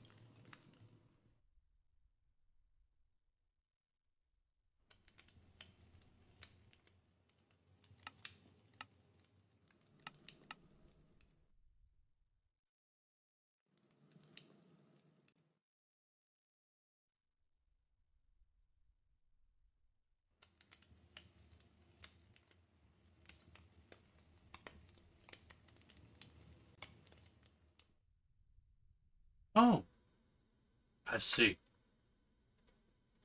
My bad. Going off an old recipe. That makes actually a lot more sense. So, bed can be put away. Now I have sleeping bag. Sleeping bag works like bed, except for it doesn't give you a spawn point.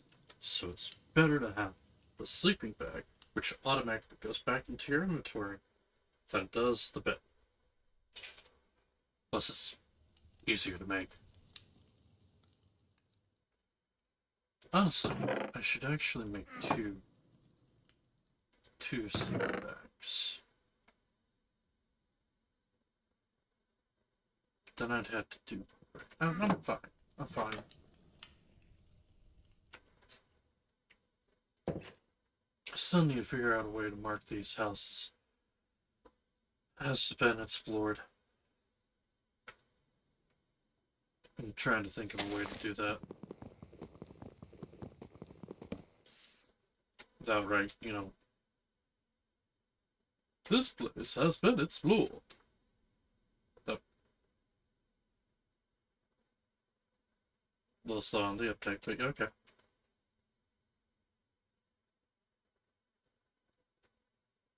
You know what I can do? I can make signs. I'll put signs. Wait.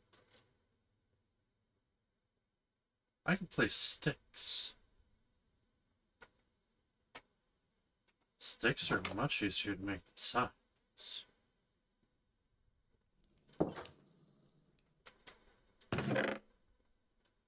Sticks ahoy! This one.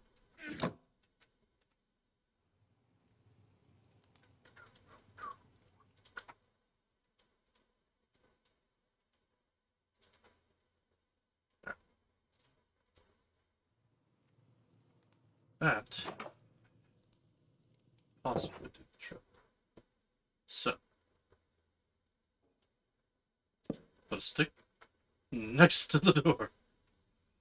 Oh god, that looks fantastic. Actually, let's make it even better.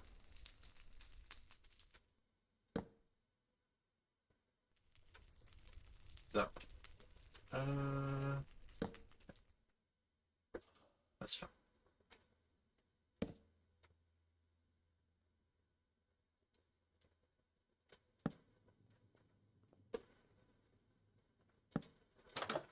And this is to signify places that I've been into and have explored. So I don't need to go back and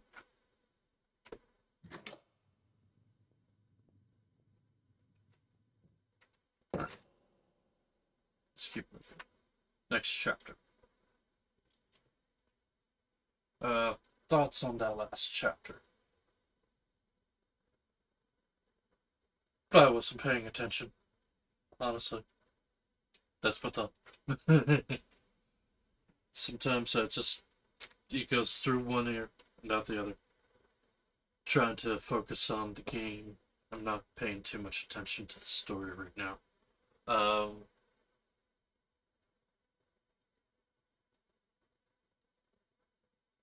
right, he got his first kind of passive skill. Now, it's not technically a passive skill because you have to turn it on. And it runs for as long as you have mana to supply energy to it. But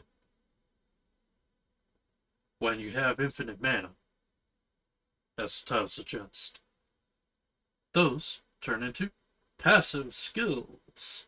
They're just always on. Always. Now, hang on. What I wanted to do at one point was put in, what was it? Right, I want to write down what bonuses he got from what. and how much that stacks over time.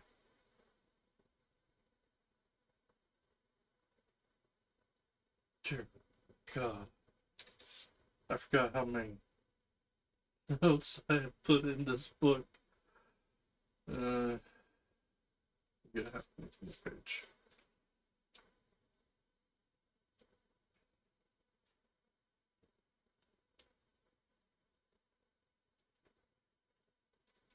I don't even remember half of these.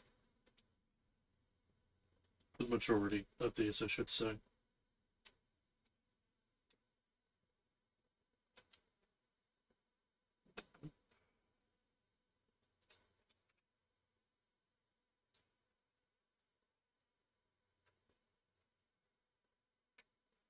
Alright, I think I found empty pages.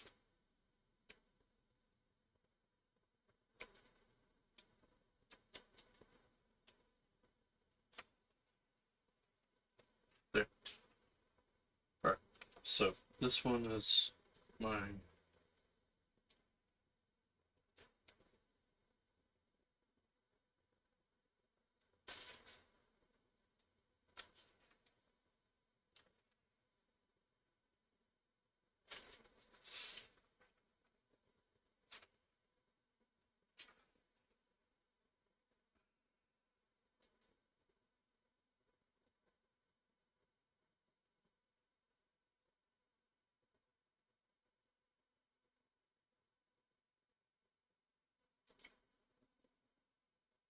sorry, I'm writing something down. I'll be just a minute. Oh, so while I'm doing this, I should probably put down and be right back. Yeah. So I have some kind of sound going. So many skip frames.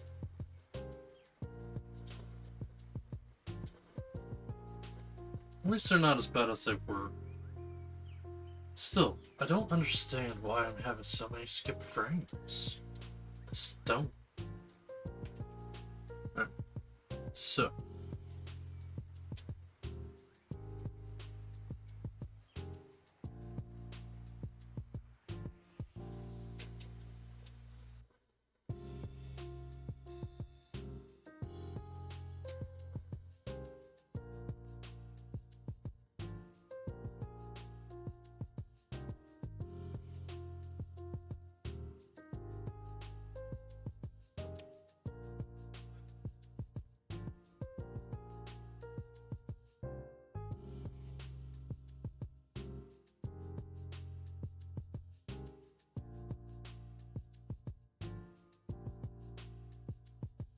I can mark off one of my personal quests. Acquire sleeping bag. Done.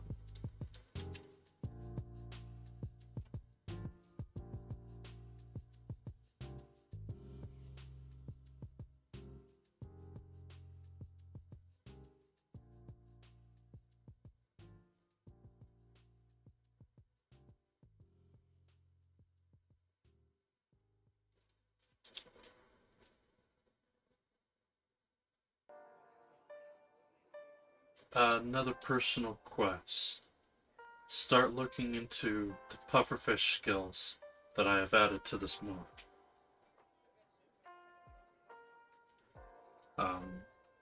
What do I want with that? Get acquainted? Yeah, get acquainted.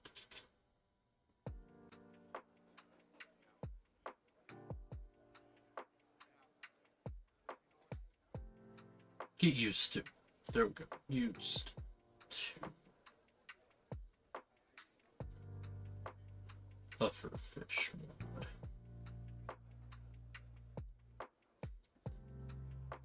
Pufferfish skill mod. Which starts with understanding how to actually open that up and look at it. So, I should have done this from the beginning. Keybinds. Oh, God. So much trap. Always. Alright.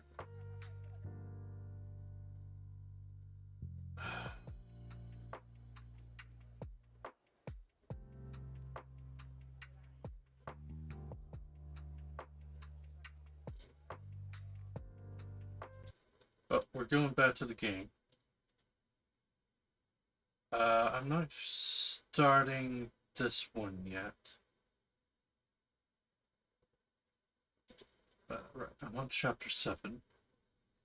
Let's do that while I'm looking through the keybinds. Chapter 7 Too Easy. I called for a ride as soon as I was done and I was driven to the frozen wasteland dungeon in 20 minutes. I still had that same backpack with me as it should be more than enough to carry that drop even if I dive multiple times. I placed my hand on one of the squares of the monolith, and I was back onto the cold floor with rushing wolves once more. Ranky dungeon 20 floors, just how fast would it take for me to clear you now that I have rank D skills? I quickly activated Arctic Armor and Safeguard, as I wanted to ascertain just how useful the skills were going to be. I immediately felt like my entire body was rooted to the ground as I couldn't move a single muscle. A transparent layer of energy quickly formed on top of the Arctic armor, and the rushing wolves arrived. The nearest one took a swipe with its huge claws, but I didn't even feel an impact as the wolf was bounced back. The rank D safeguard provided almost absolute defense against lower-ranking monsters and skills. This held true.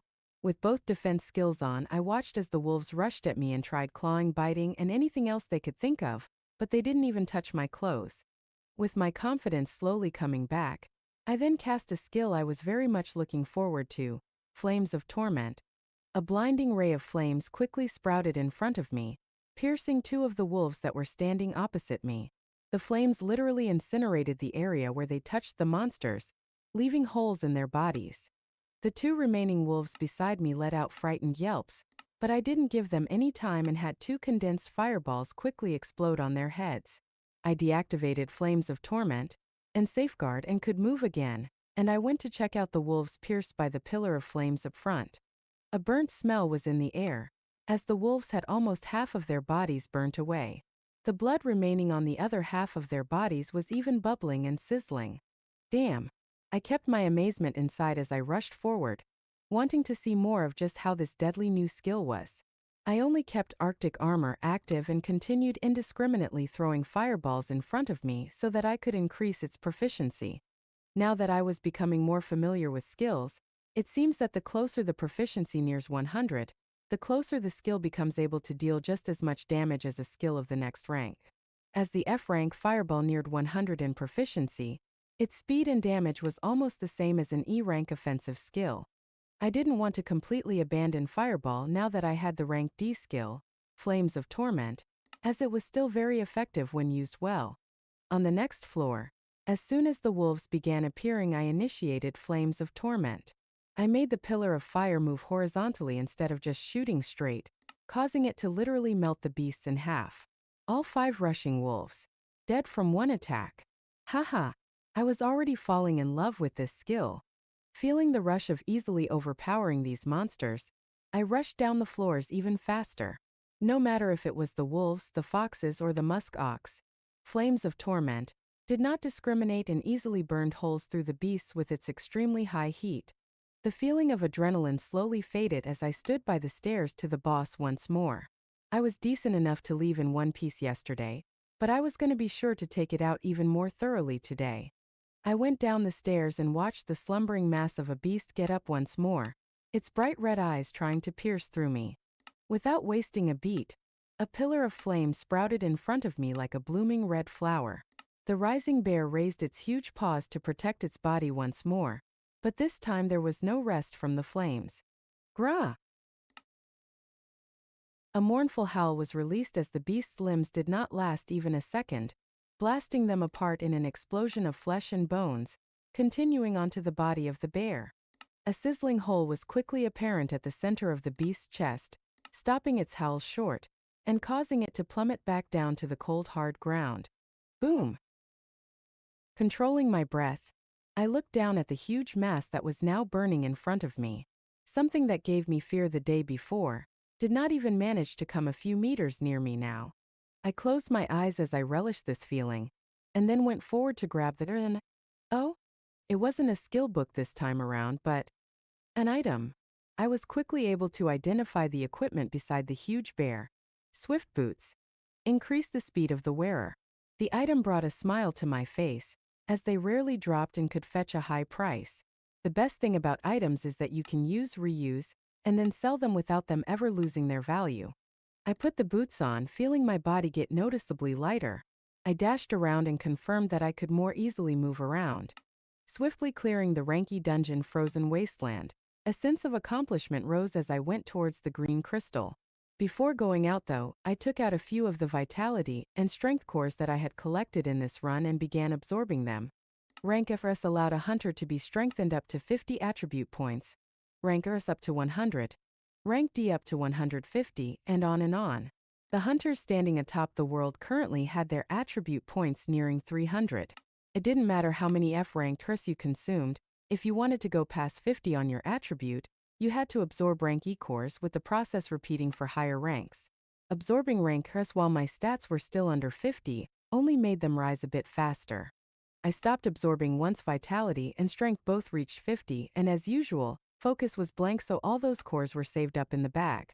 I wrapped everything up and approached the crystal to leave the dungeon. As I touched the crystal and I was transported outside the monolith, I debated whether I should repeat this dungeon or go towards one of the few rank D dungeons in Outer Bank X. I currently held 2 rank D skills, one of which was shredding the monsters in this ranky dungeon as if they were paper. The other, once activated anyways, would make me almost impermeable to any damage below rank D and provide huge defense when facing monsters of equivalent rank. For time efficiency, it makes a lot more sense to head to a higher rank dungeon, which will mean more floors, more monsters, and better drops. This time around though, I couldn't be reckless.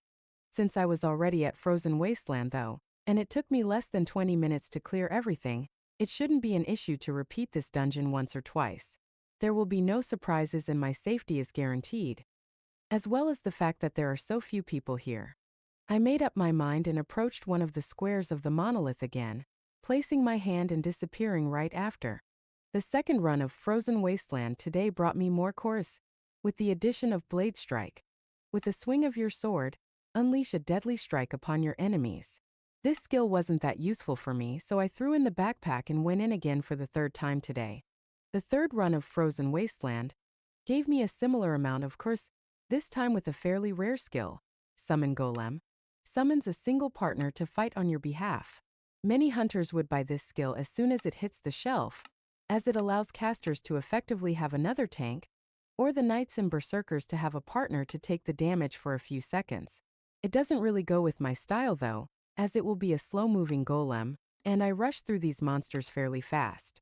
All that it meant for me was being able to receive more money for a skill. Fourth run, only is not a single skill book or item. This run bummed me out. Fifth run, more cores and one item. Kenshin's sword. As simple as that, it was a sword. I wasn't planning on getting near any monsters, so this would be getting sold too. My backpack was nearly overflowing though, so I will be heading to an Awaken Center to sell the things I've collected so far. I was looking forward to this, as my profits now would easily pass 500,000, meaning I can finally grab myself a rank C skill. Noah. Occupation Hunter. Vitality 50. Focus. Strength 50. Skills. F Fireball 96. F Heal 10. E Arctic Armor 79. D Flames of Torment 31.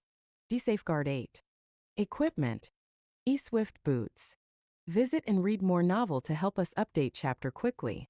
Thank you so much. Previous chapter. Next chapter. Report chapter. Novel Live, reading novel free, read books online and free novels online. Contacts sitemap privacy and terms of use.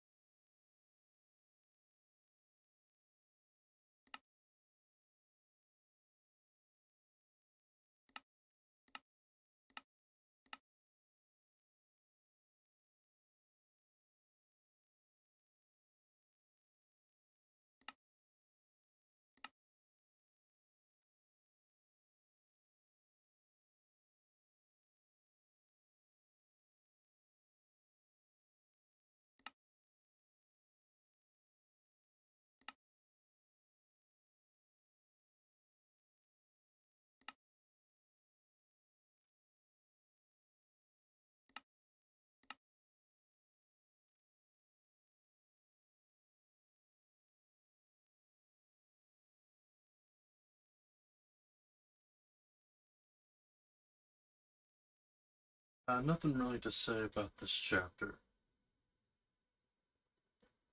Uh, I'm not gonna sit here and review each chapter, I guess, because most of them I have nothing to really say.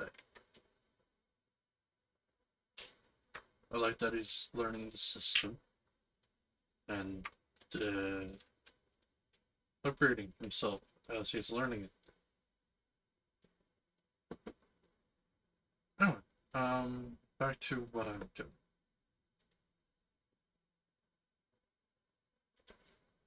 Chapter 8 Offense is the best defense? In an unknown mansion somewhere in Outer Bank.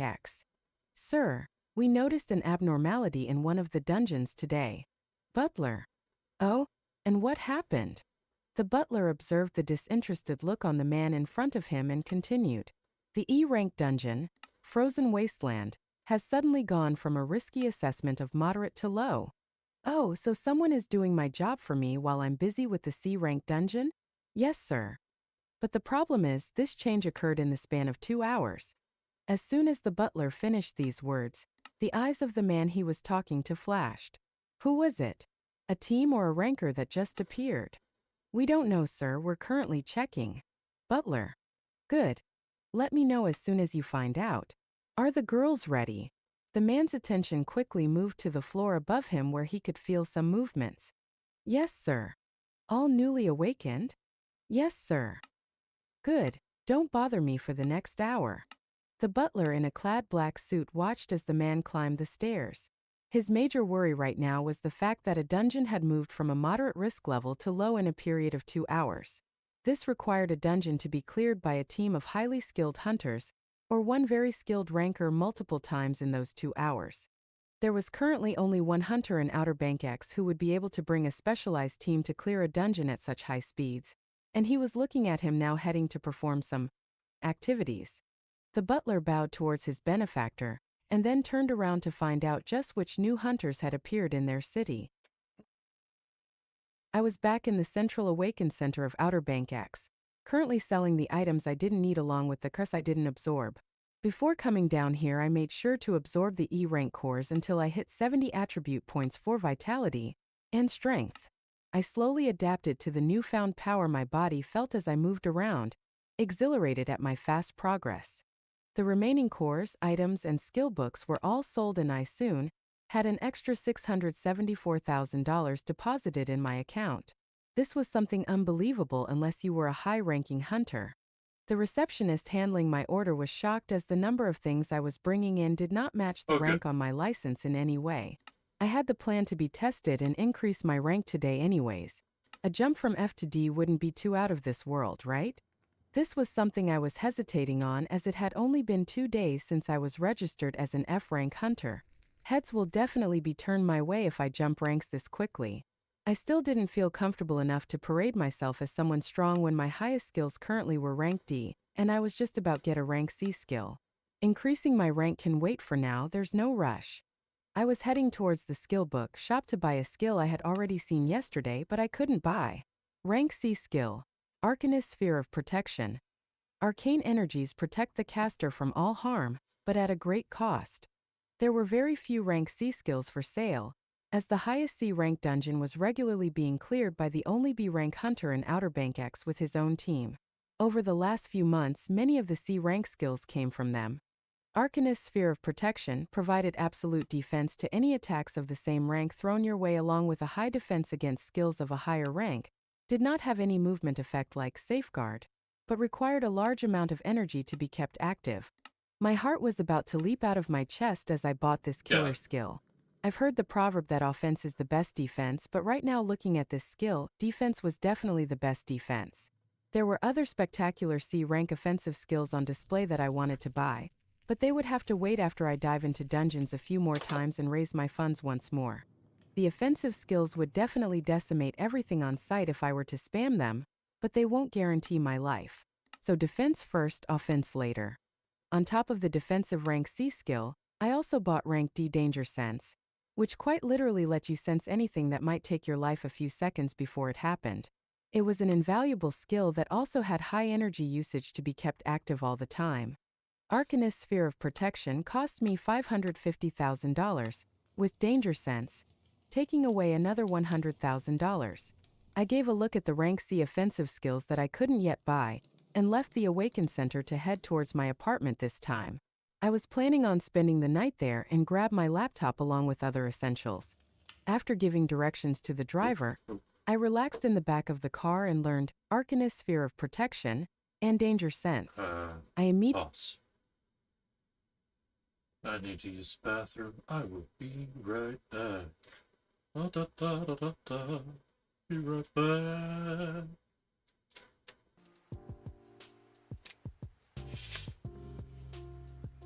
Enjoy the dulcet tones of non-copyright music.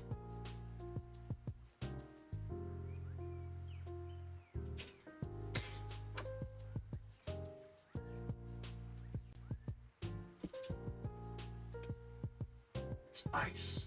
There's ice on my window.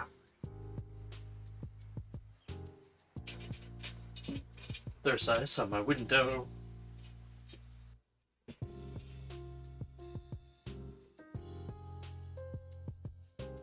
It's gonna be cold out there. Oh, try.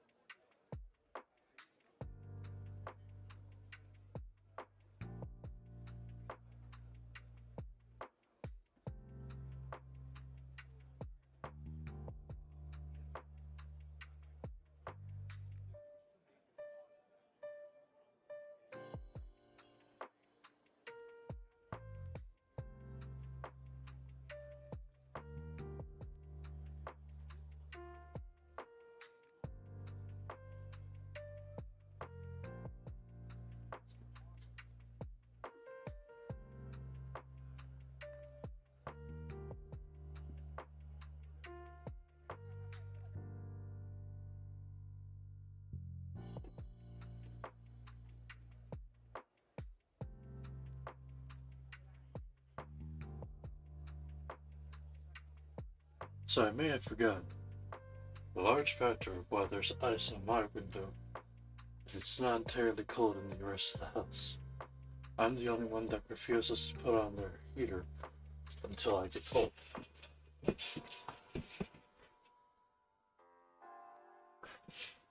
So, yeah, it's fine. It's all good. Back to Minecraft. And the book. Before I get started. immediately activated danger sense, but nothing felt any different. I'm assuming I would feel something if my life was ever in danger. We arrived at the dilapidated apartment complex in half an hour. I gave the place a glance before heading towards the room I've been living in for the past months. Opening the door, I was shocked to find out there was someone in my apartment. The moment that person turned, a loud ringing sound went off in my head. This was dangerous. The man was decked in clothes that let off a blue light, which means they were all done.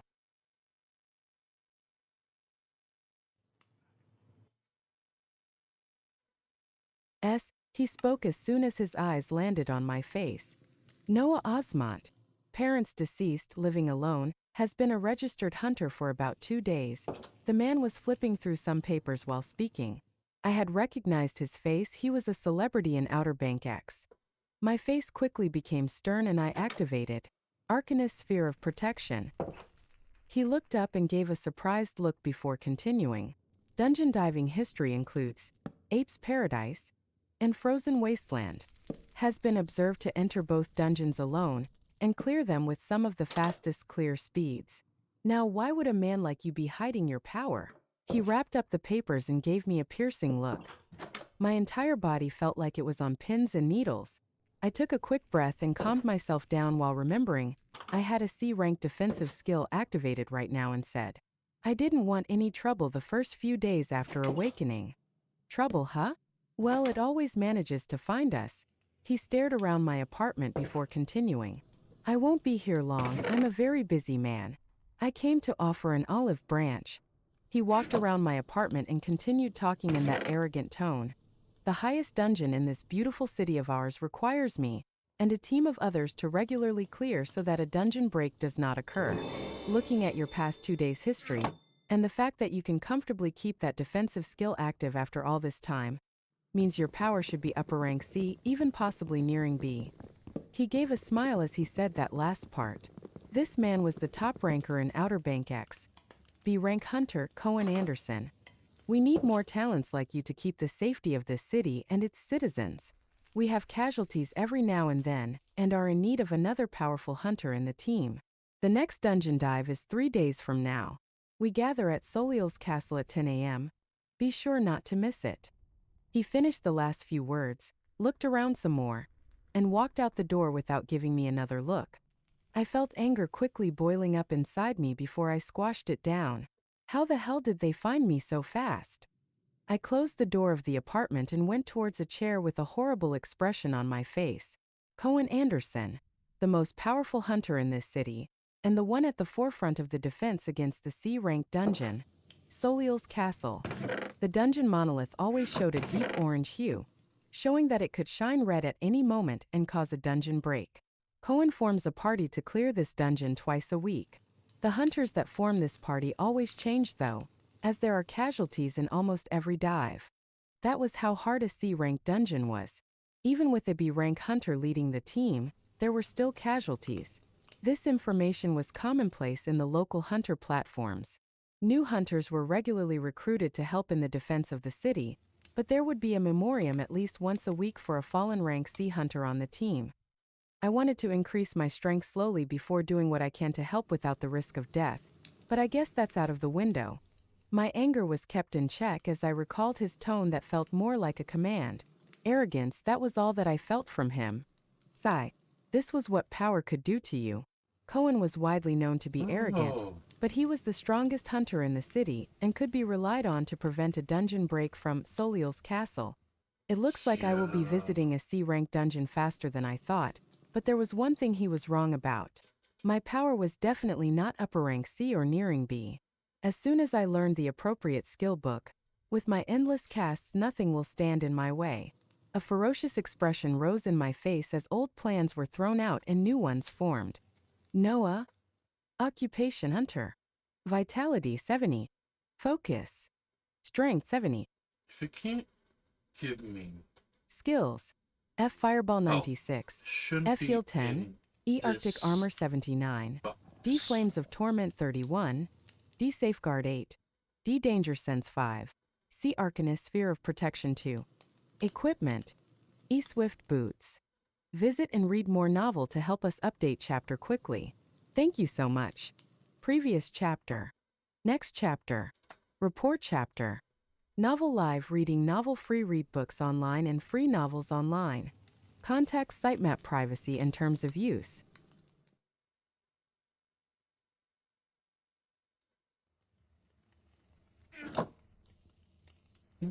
It is nighttime.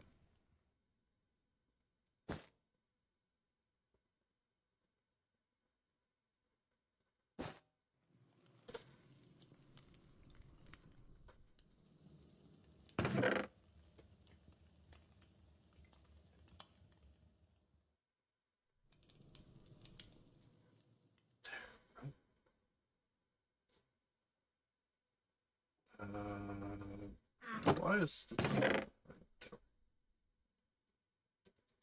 go? So hang on.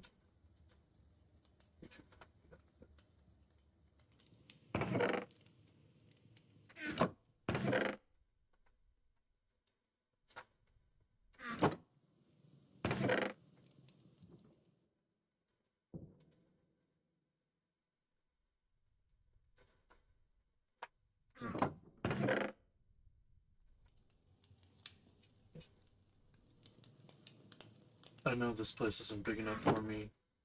Eventually, I'll get a bigger place. Right. Thoughts on this chapter? Because I do have a few.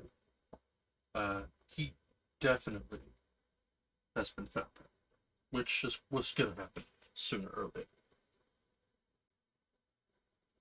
However, he could have prevented it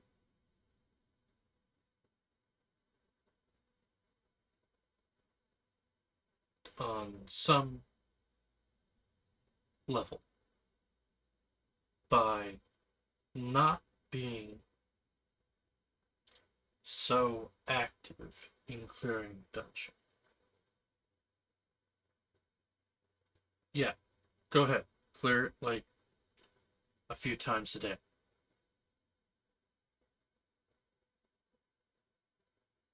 But then, at the same time, roll that bitch back. Don't clear as many times as you can. Clear just enough to get by.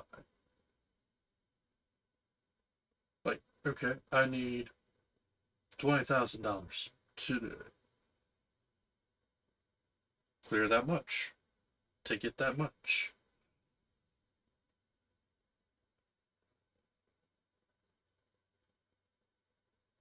Right? Set a limit for yourself.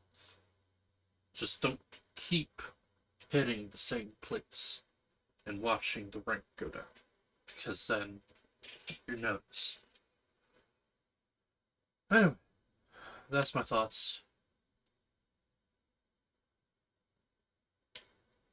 I did not note down what Arctic armor or safeguard did, or the sphere of protection. Hmm, I don't know when they got those.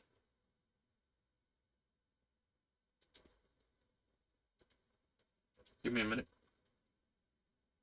We gotta go back a few pages. Okay, this is when he got the Arctic armor, I think.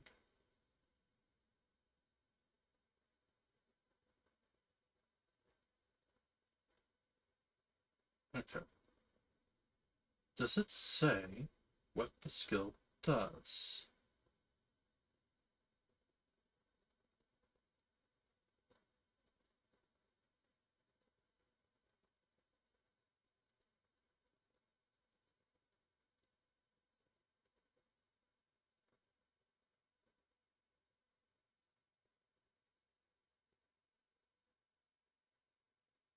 It does not say what Arctic armor does. I'm assuming it does like a percentile of defense.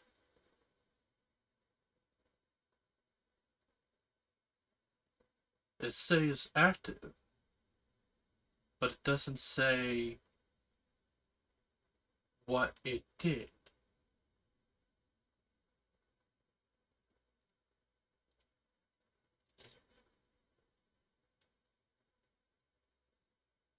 Adds increased layer of protection, but it doesn't say like a percentile of that protection.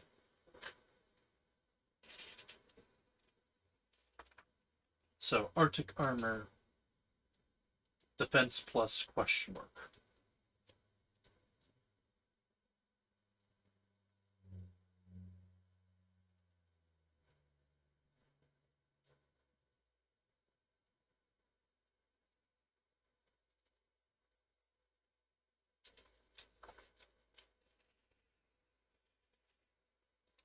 Like it doesn't tell you what it does, unfortunately.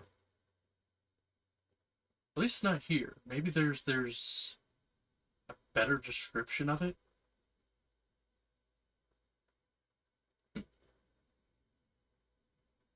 I have my phone here, right? I have my phone here.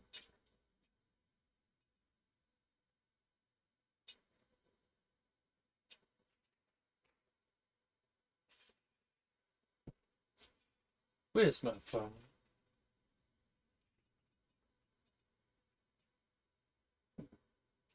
I put it aside so I wouldn't lose it, and now I've gone and lost it.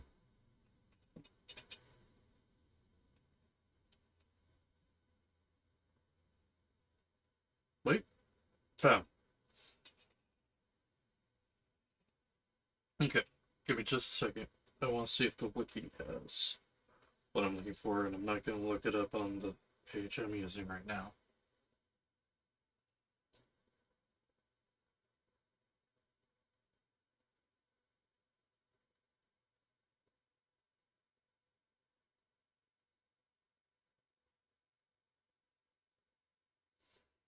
So,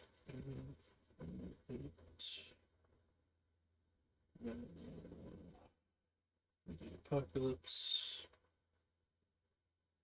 wiki.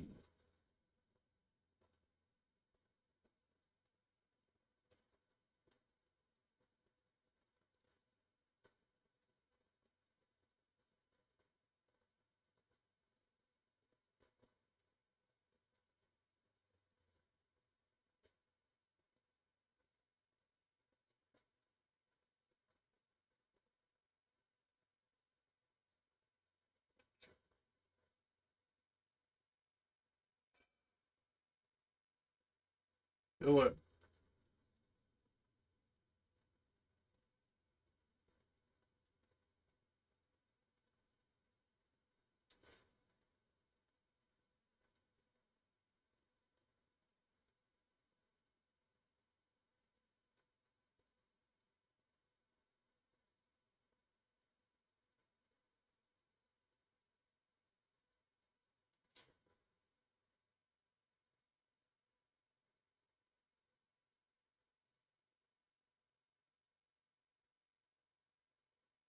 Okay, that's not what I'm looking for.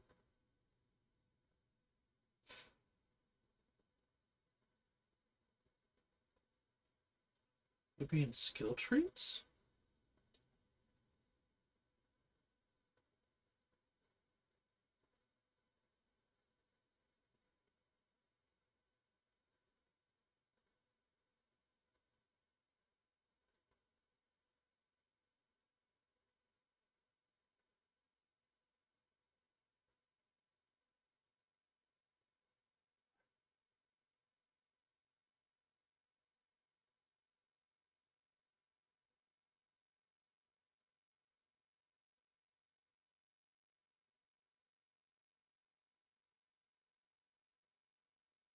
Okay, it doesn't even mention in the wiki.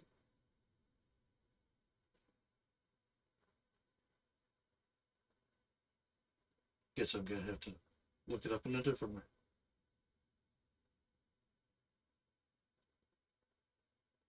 So, first thing first.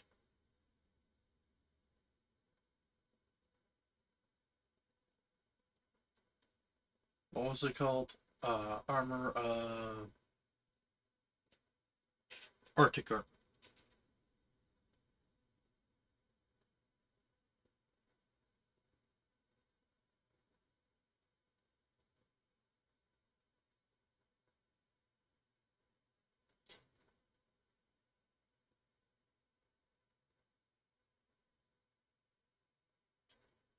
Okay, here it is.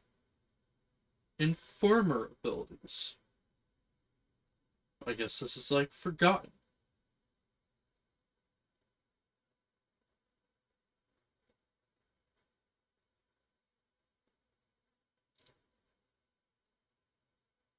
Or used to create something better.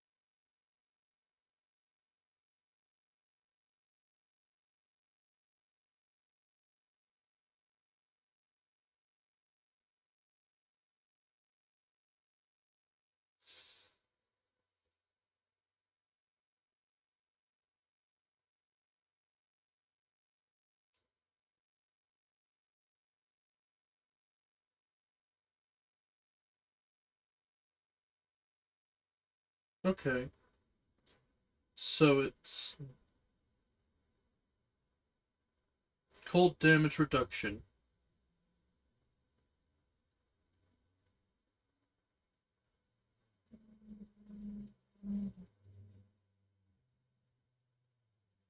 But that's in Path of Exile.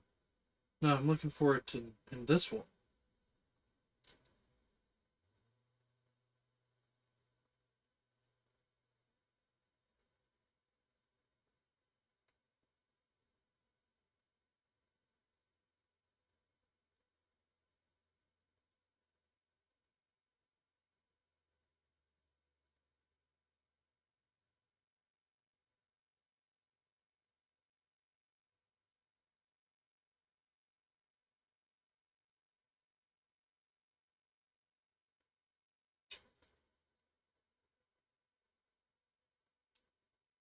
Doesn't say. It does not say.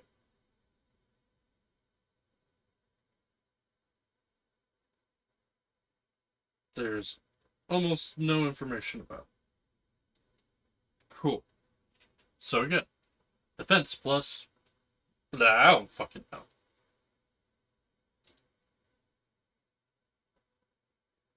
And then we move on to the next defensive skill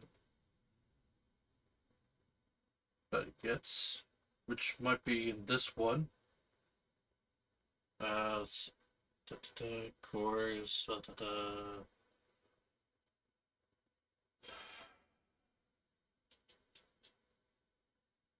TV, don't care. Does it say here? No.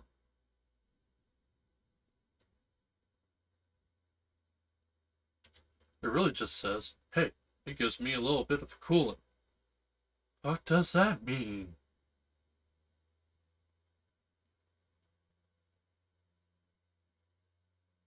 Safeguard. Next one is safeguard.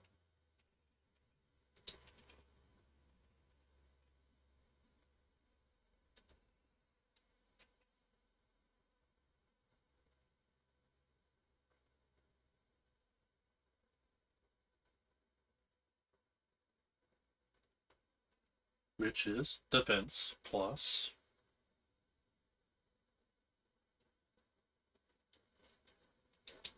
Well, what does it do for me? Okay, hang on. It says it greatly boosts defense. Okay? And absorbs all damage from lower ranking skills.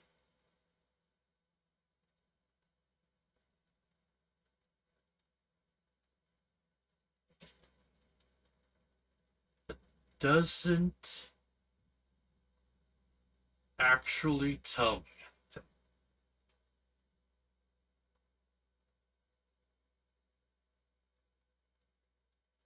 So once again, it's a question. Yes, it raises the defense, but by how much? Give me stats, people. Why? Why wouldn't.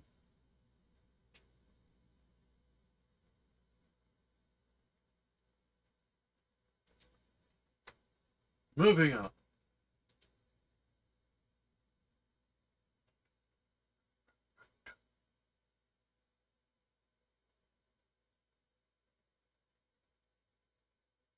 Doesn't even.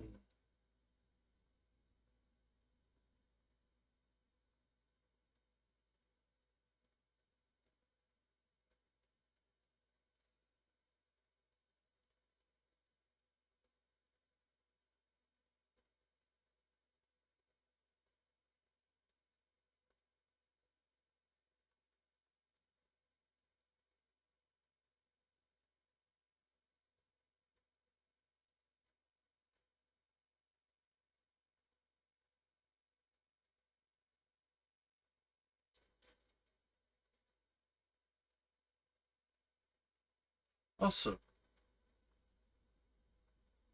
here he gets a skill, right? Called Summon Gauntlet.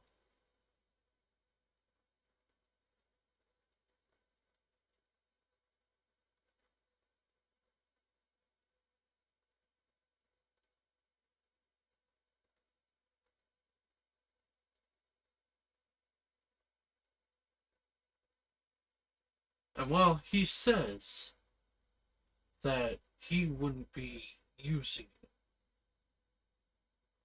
as it's a slow moving golem. I could 100% see this skill being useful. Summon golem. Okay, sure.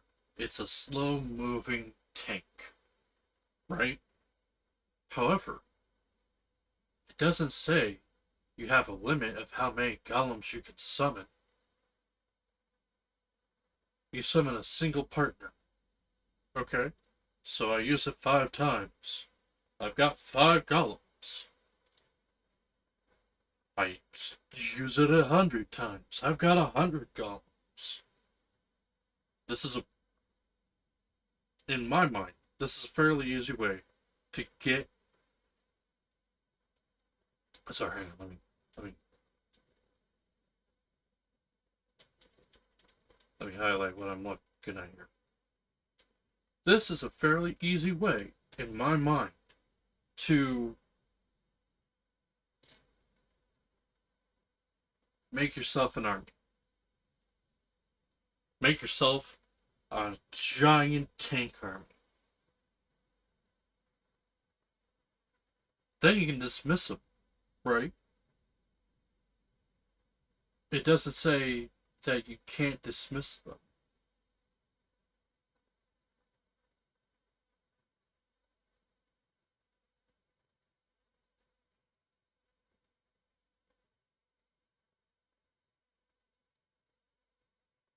So the question lies in, what is the limit of this book? Like, what is the limit of this skill? Right?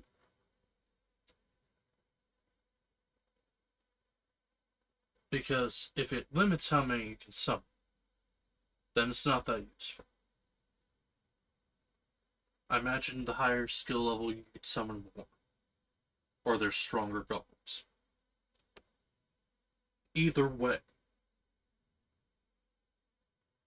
I could find a use for this without issue if I had infinite mana. It's like, cool. So you're saying that I can summon an army to go fight for me. They'll give me experience and clear that dungeon that you're yelling about without me actually having to be in it.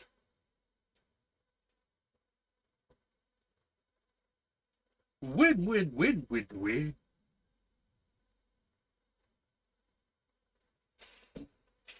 Like, I mean, if you could summon like unlimited golems, send those bitches into. Oh, hello.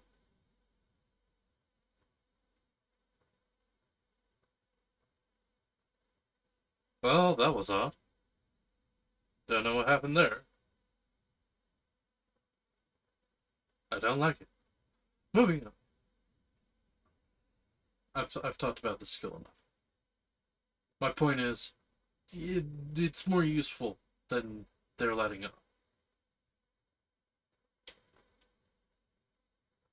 We've already did this chapter. Is this the chapter he gets this next one?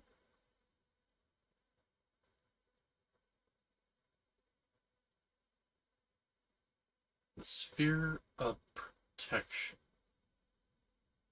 Now, does it say what it does?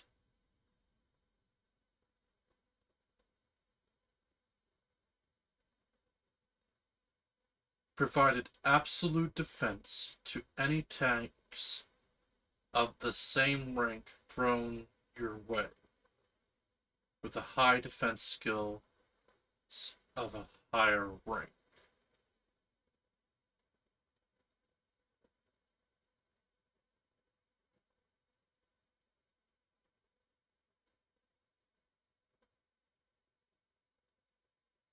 So,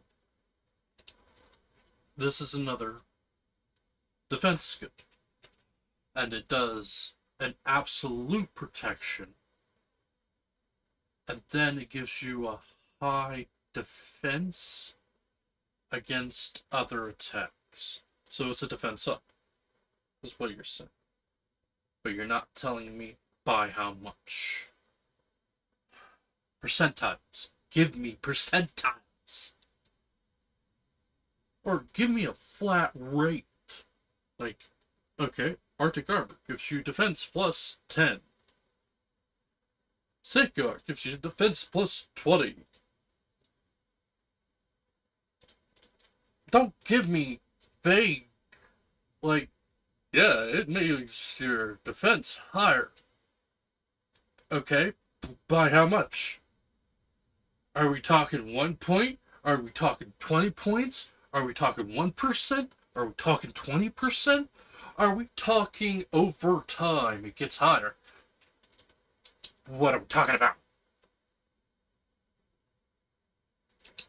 So, sphere of protection.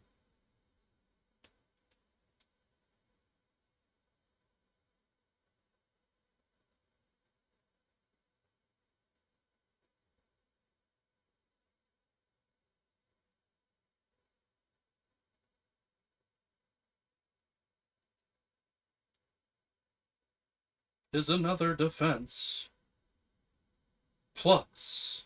Yeah.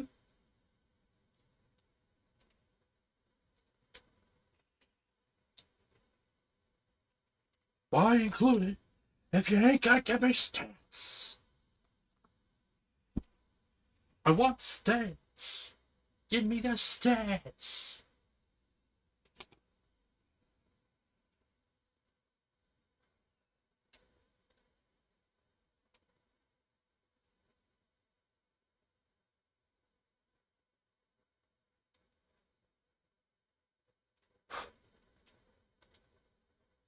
It's not like the skills don't have stats, right? It's not like you don't have a system. You could say, okay, it gives you blank amount of defense. Because you have that. You have the system. It could tell you immediately defense plus blank. Vitality plus blank. Either a flat number or percentile. It can tell you that it gives you immunity to a certain type of attack. Like, say, Arctic Armor could give you immunity to cold damage or resistance amount, parentheses, to cold damage.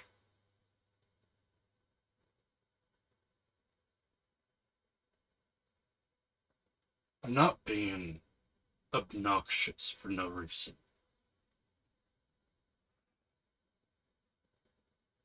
And danger sense. Okay, sure. Danger sense.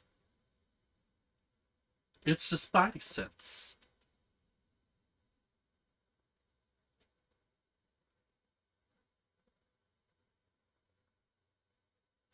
That's easy enough. It's not defense based, but it does help your defense. It doesn't give you a percentile to it. It doesn't give you a number to it, but it helps your defense because it warns you. It's a warning system, which doesn't give you a fixed rate.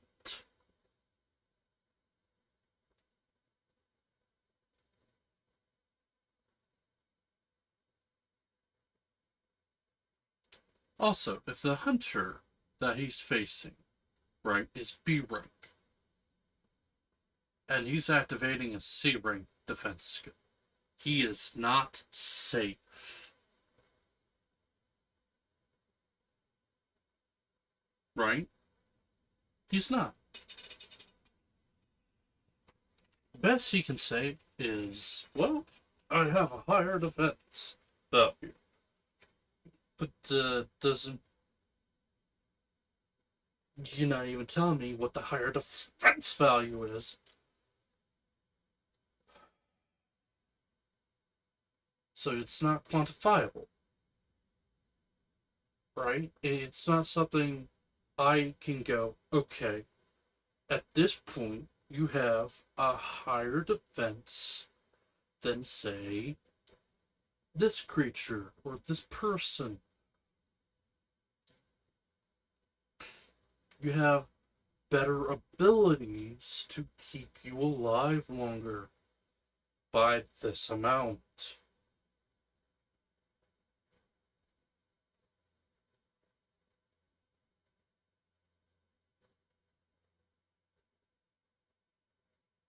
It doesn't help, is what I'm trying to say.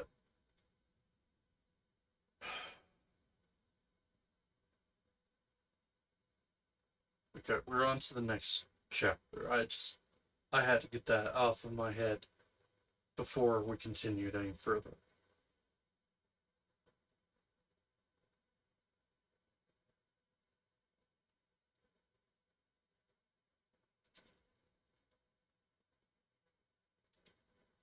Nine. Reflection and planning.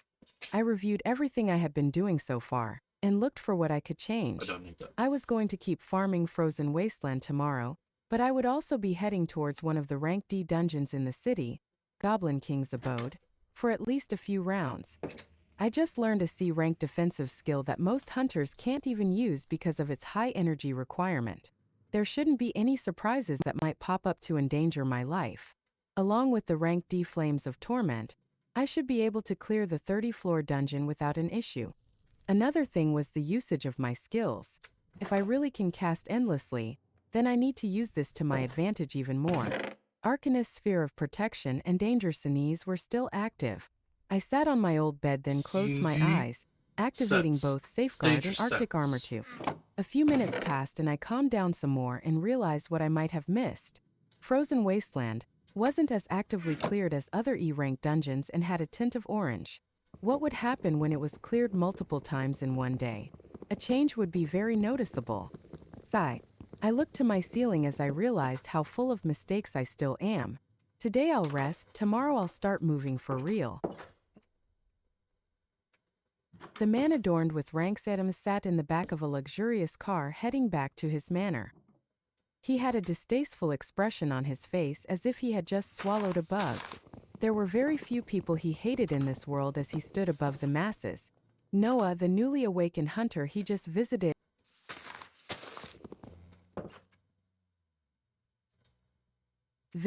landed near the top of the list of the most irksome people. It wasn't whether he was strong or weak, it was his attitude. He looked down on people with such a pathetic attitude.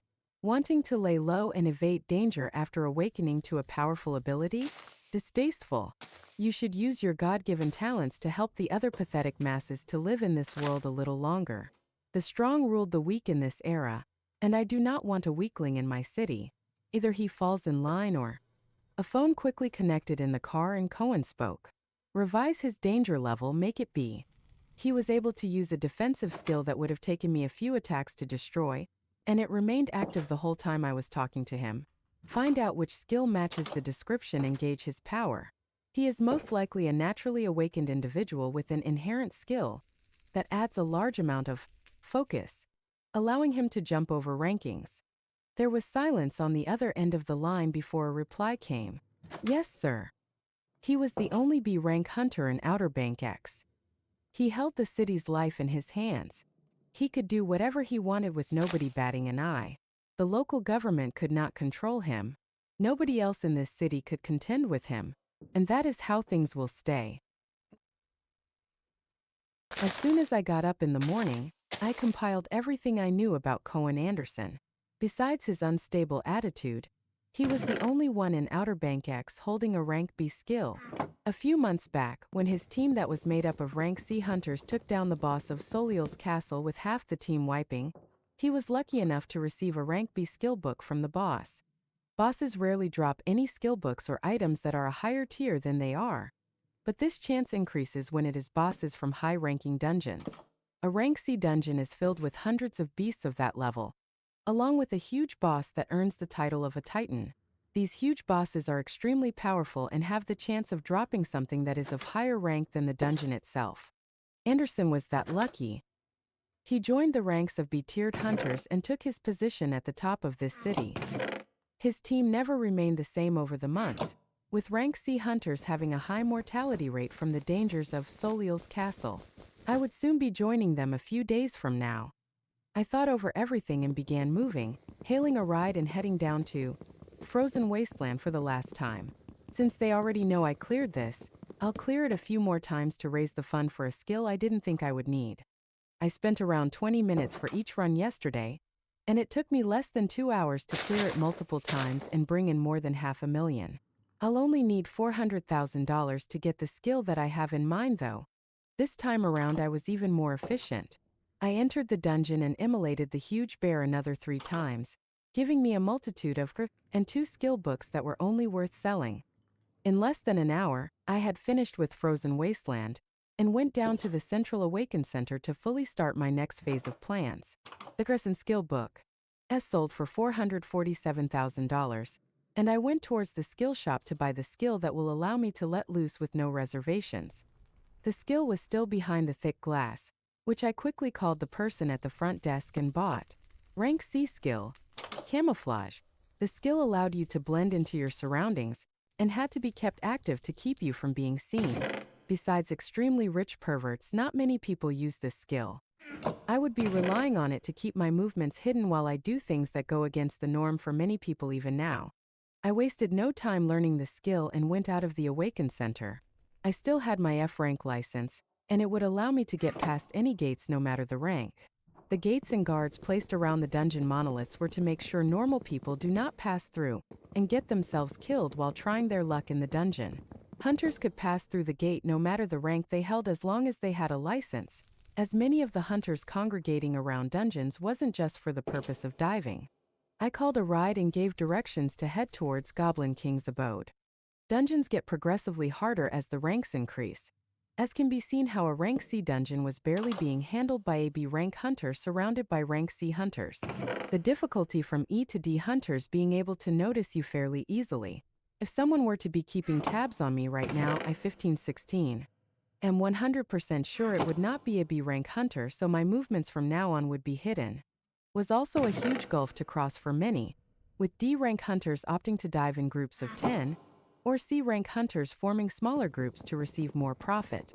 Rank D dungeons are very profitable, but when you have to split the loot between 10 people, the returns are minimal when looking at the dangers you face. I had the driver stop while we were at the center of downtown, where you could take many paths to get to a lot of dungeons. I found the nearest alley and activated Camouflage along with Arcanist Sphere of Protection and Arctic Armor. Danger Sense was still kept active all this time. The rank C Camouflage could hide a hunter from anyone of that same rank, with powerful rank B hunters being able to notice you fairly easily. If someone were to be keeping tabs on me right now, I am 100% sure it would not be a B rank hunter, so my movements from now on would be hidden. I stepped out into the middle of the street with cars blazing down and people rushing about. Not a single person was able to see anything, with a few bumping into me and tilting their heads to see exactly what hit them. As soon I confirmed the usefulness of the skill, I rushed towards the direction of Goblin King's abode, and arrived there in 20 minutes.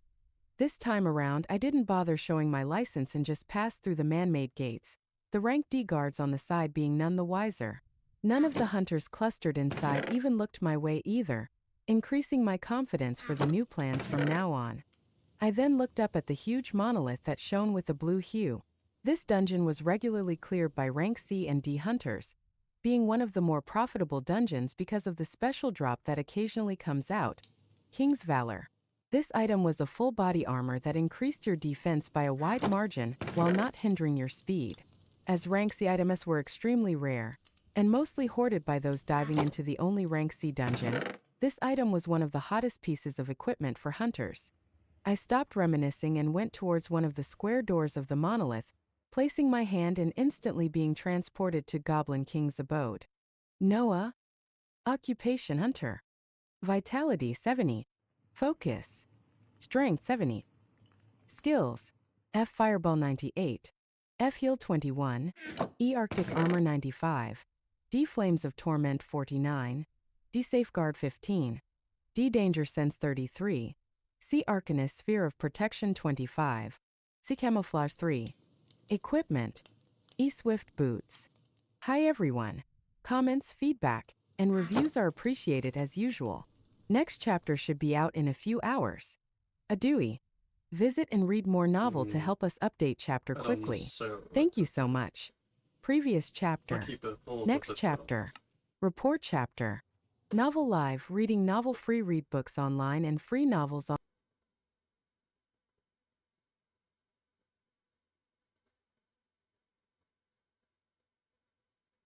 Alright, so.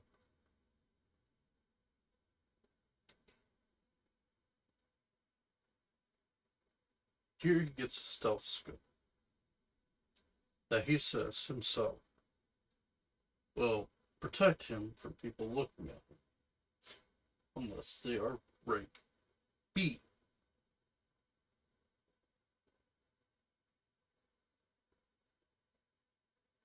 The person you're trying to hide from is rank B.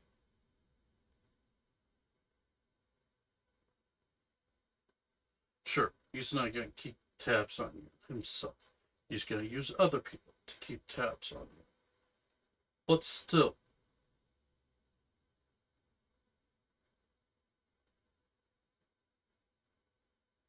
also I don't understand this little part here. I don't get it.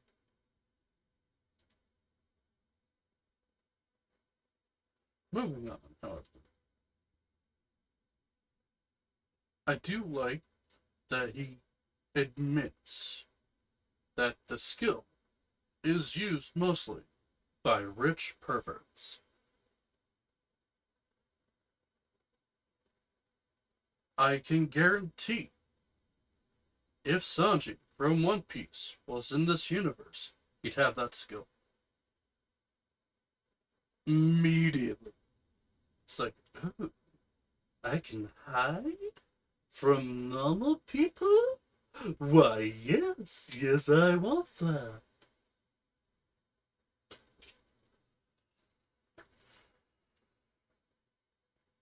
To help people. Sure.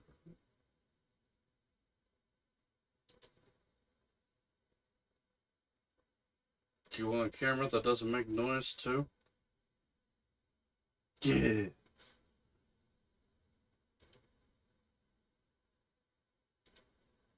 Chapter 10, Goblin King's Abode. The layouts of high-ranking dungeons gradually became more extravagant. In Goblin King's Abode, the first floor you were transported into had overgrowths and trees all around. Goblins traveled in groups of 5 and paroled the entire floor. The moment you attacked one, they would alert others with a loud signal and have them all rush to where you were. Parties created to dive into this dungeon had to make sure they had enough damage dealers to take care of at least one of the groups before the other 2 groups rushed in. If your party ever found themselves surrounded by 3 groups of goblins, you had to say your prayers. I looked to the group of goblins that was just alerted in front of me. The goblins had a layer of green scales on them, with their heights reaching up to 3 meters. 4 of them held clubs and maces with one holding a wooden staff.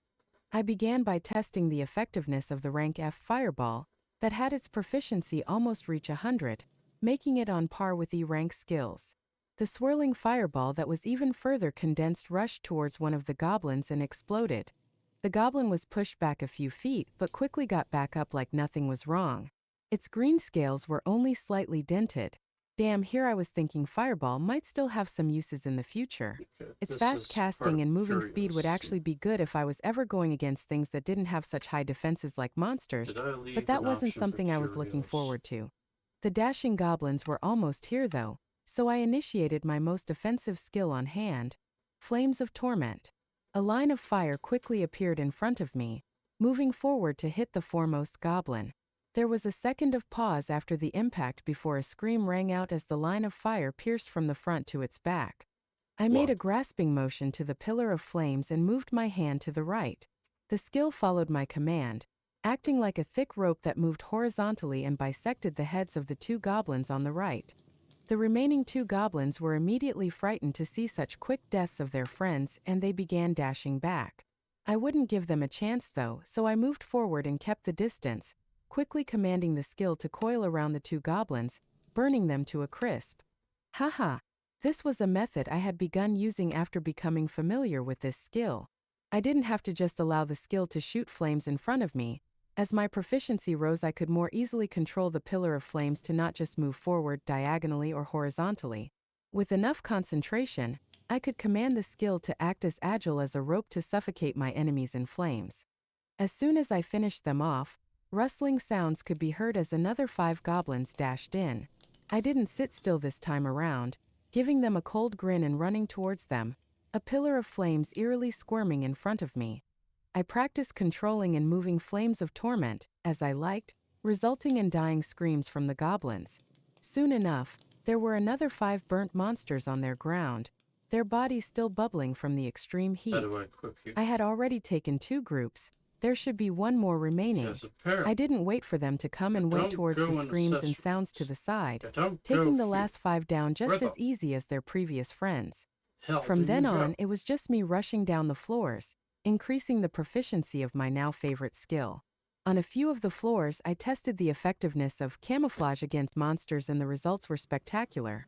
I could sneak in a few meters around them without them noticing a single thing, but if I stayed at that location for just a few seconds or went in any closer to them, then eyes would shift to where I was at.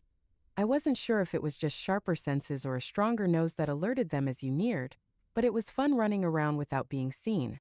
From the 10th floor onward, more goblin archers and mages began appearing, shooting arrows, fireballs, lightning, and This frost bolts towards me. I had Arctic armor and Arcanist sphere of protection, always active though, causing the arrows to be bounced away from my body, and the spells to simply disappear the moment they came in contact with the transparent sphere around me.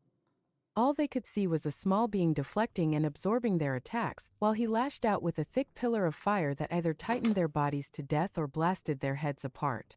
Surprising the goblin mages and archers with camouflage was even deadlier, as they can't even cast a single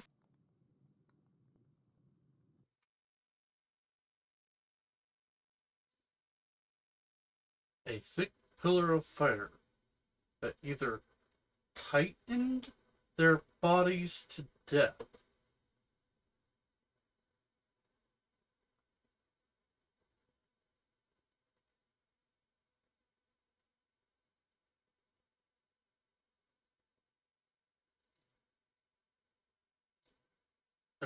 Am I wrong in my understanding of what Flames of Torment does? I thought it was literally just a pillar of fire. Does it also constrict? Don't know. spell before they become lifeless. Adrenaline was coursing through me as I watched these D-rank 3-meter tall monsters easily fall, but I reminded myself this wasn't what I was aiming for. They were D-rank, they were weak just like me. I cannot think too highly of myself. Any random millionaire could buy skills just as strong and enough, pressed to easily make someone just as powerful. The change I wanted to make inside of me was to not feel that feeling of cowardice, that feeling of helplessness that I wallowed in for so long. Whatever stood in my way, whether it be human or monster, whether it be the largest titans I will eventually be facing, I wanted to face it head on without fear. I reined in my emotions and rushed down the floors even faster. Within an hour and a half, I had rushed down all 29 floors of the dungeon and stood near the last steps of stairs that would take me to the boss room. I realized the pain of normal hunters and why most of them only dived into dungeons once or twice at most a day. Me rushing down while mowing enemies left and right still required me to spend a few minutes on each floor.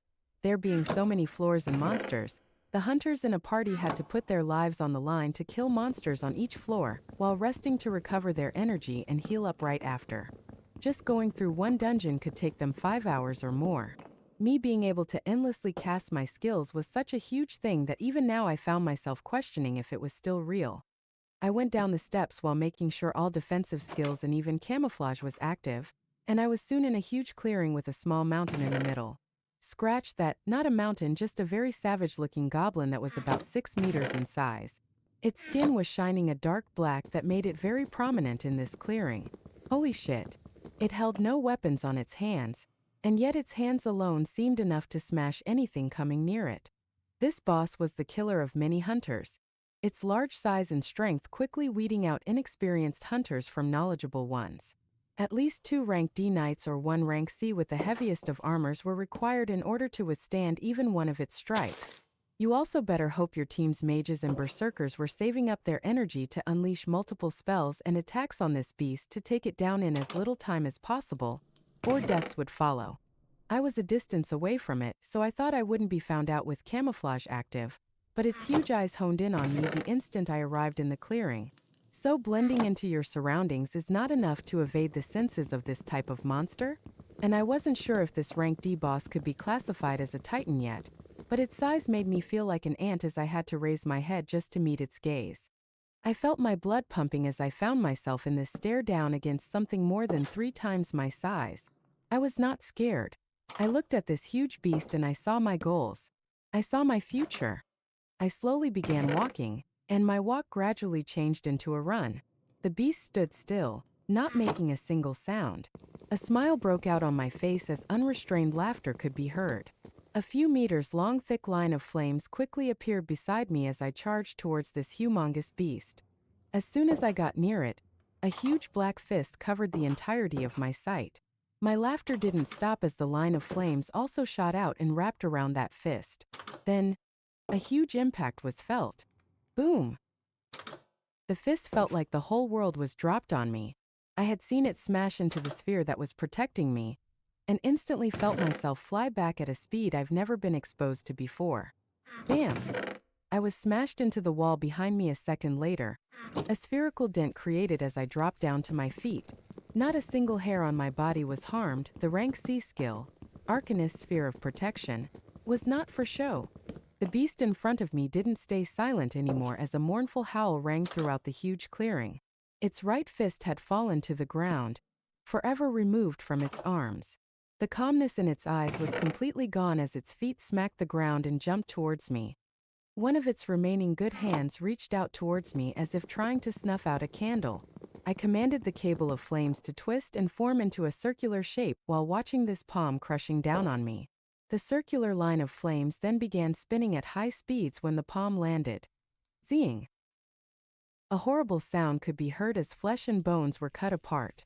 The Goblin's King's remaining arm was grotesquely bisected in the middle, dark red blood gushing out. We were only a meter apart, and I stared at its furious face as I commanded the spinning line of flames to rush at this giant's neck. Zing! A second passed, and then the head of the 6-meter-tall monster crashed to the ground. Visit and read more novel to help us update chapter quickly. Thank you so much. Previous chapter. Next chapter. Report chapter. Novel Live reading novel free read books online and free novels online. Contact sitemap privacy and terms of use.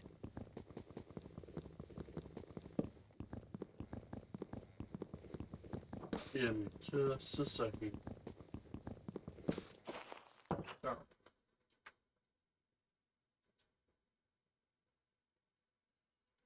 Right, I was gonna make a comment here about the orb. Where is it?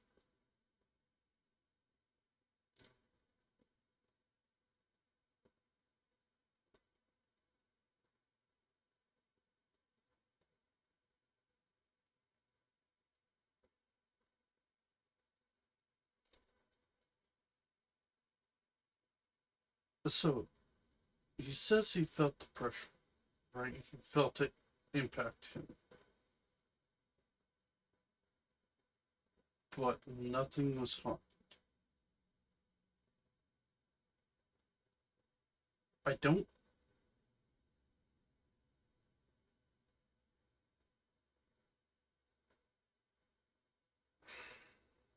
I don't know how to voice my thoughts on this, really.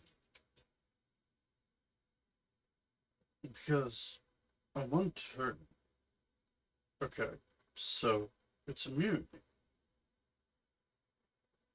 I know how to do it. Okay, so remember in Jackie Chan, there was the invincibility talon, invincibility token thing. And then there was the immortality, right? Immortality does not mean you are invincible. Being invincible does not mean you are immortal. Two different things. At least in that show. There are some people, some who make it the same thing. It's not.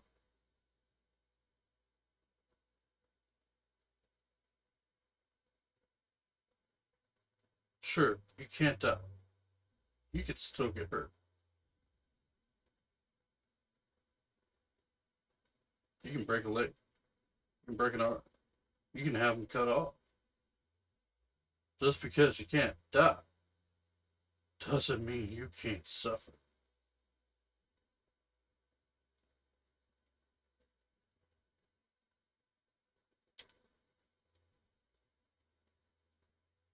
Um, let's see. Where else was I? Just a second.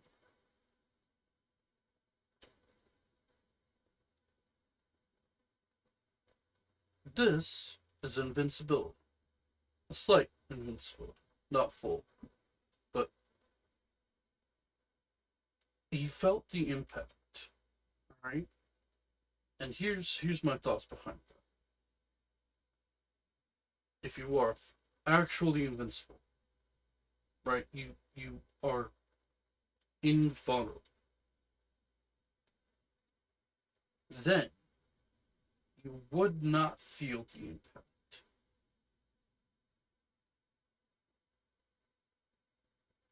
Wait, would you?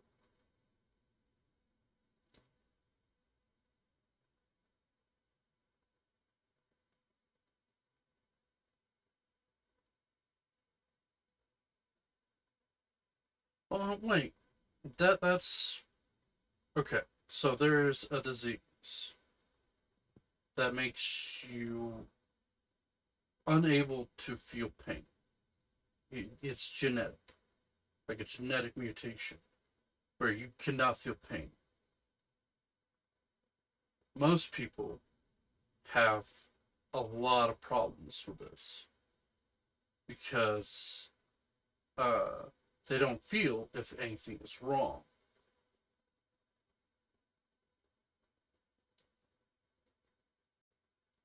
And while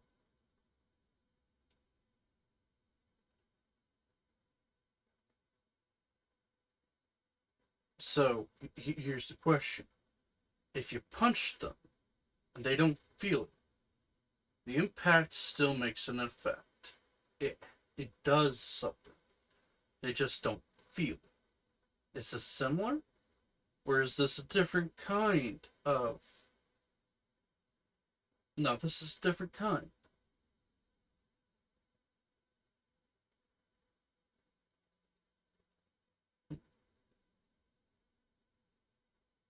Because in that, you get hurt. You do get hurt. You just don't feel it. So that is more of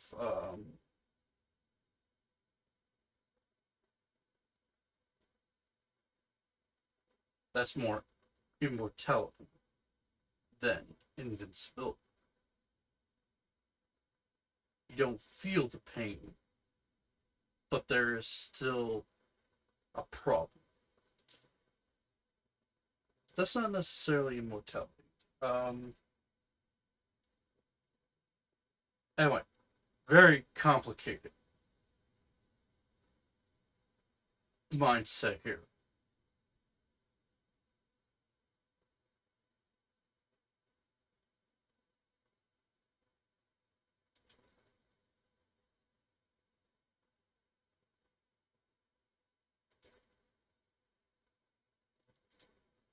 11. The right skills to buy. I let out a laugh as I relished on the feeling of taking down such a humongous beast. I was even happier from learning how to better use your skills as your proficiency rose. Flames of Torment shot out a line of flames in front of me when I first casted it, but as I gradually kept on using it, new ways to manipulate it came to light. From being able to move the line of flames in the direction I wanted to twisting the thick flames like a rope, to now connecting their ends and adding a spin to it, making them even deadlier. This made me look forward to learning and improving higher ranking skills as time passed. I continued thinking while observing the headless giant before I gathered the things that dropped. Aside from this, there was also a rank D skill book. Ice shards. Drop sharp shards of ice at a specific location. This skill book was in fairly high demand and could be sold for a decent amount of money. It didn't fit with the current me, and I wouldn't be learning it as my goal now is to focus on obtaining an offensive rank C skill. Along with that, I wanted to buy other skills like Arcanist Sphere of Protection, Arctic Armor, and Danger Sense that could be activated and on my case become passive skills that only end after I command it. This was my next phase of plans, skills that I could turn on and keep on without them requiring any more thought from me. If I can collect a multitude of support and defensive skills that provide a variety of effects and layer them on top of each other, just the thought of it kept my blood pumping. The next skill will be a killer rank C skill that will be of use when I dive into Soliel's castle in a few days, and the other skills I had in mind will follow after. Flames of Torment had a very high proficiency currently with its power most likely nearing rank C skills, but a genuine rank C offensive skill is nothing to laugh at with their large scale of damage. I sat down beside the fallen giant and began absorbing the vitality and strength. It dropped. I had collected tons from the smaller goblins across the 29 floors, and planned to bring my vitality and strength attributes higher than 100. As Sorry. soon as I finished, I reached out towards the green crystal that rose when the Goblin King was defeated and was transported outside. My camouflage was already activated, and not a single one of the many hunters clustered in groups or selling items and skills around the encampment of the monolith noticed me. The areas around safe dungeons usually turned into small markets of their own, with hunters trading skills, cores, or items without going through official channels like awakened centers. The selling of these things around the dungeons gave much less profit though, so unless a hunter was willing to pay a high price for a specific skill or item they wanted, most people sell their loot to the awakened centers. The government controlling these centers gobbled up everything they could, paying top prices for materials to strengthen their soldiers. The funny thing about it though was how many of these soldiers would be stationed in high-end cities where the rich were clustered together. That's just how this world was. I ignored the hustle and bustle of the environment and neared one of the square doors of the monolith, being transported back into Goblin King's abode for another run. I was planning to dive into dungeons like a madman for the days to come and accumulate as much as I could before being fully prepared for any situations when diving into Soliel's castle and dealing with that arrogant prick. Sir, we lost him a few hours ago. Sorry. After he got off a car downtown, Butler. What? How do you lose someone when we have eyes all over the city? Cohen asked the burly man that was dressed in a tuxedo over the phone. It was our mistake, sir. We'll be sure to find him as soon as possible. If I may, I would like to share my thoughts about this subject though. The butler hung his head low as he talked to his master.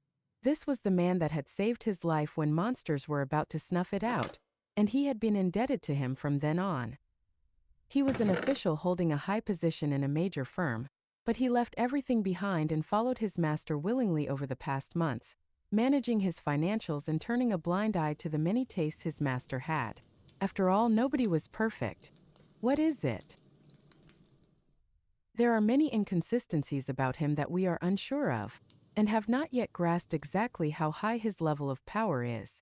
My apprehension increased today as he was able to escape under the watch of many of our people.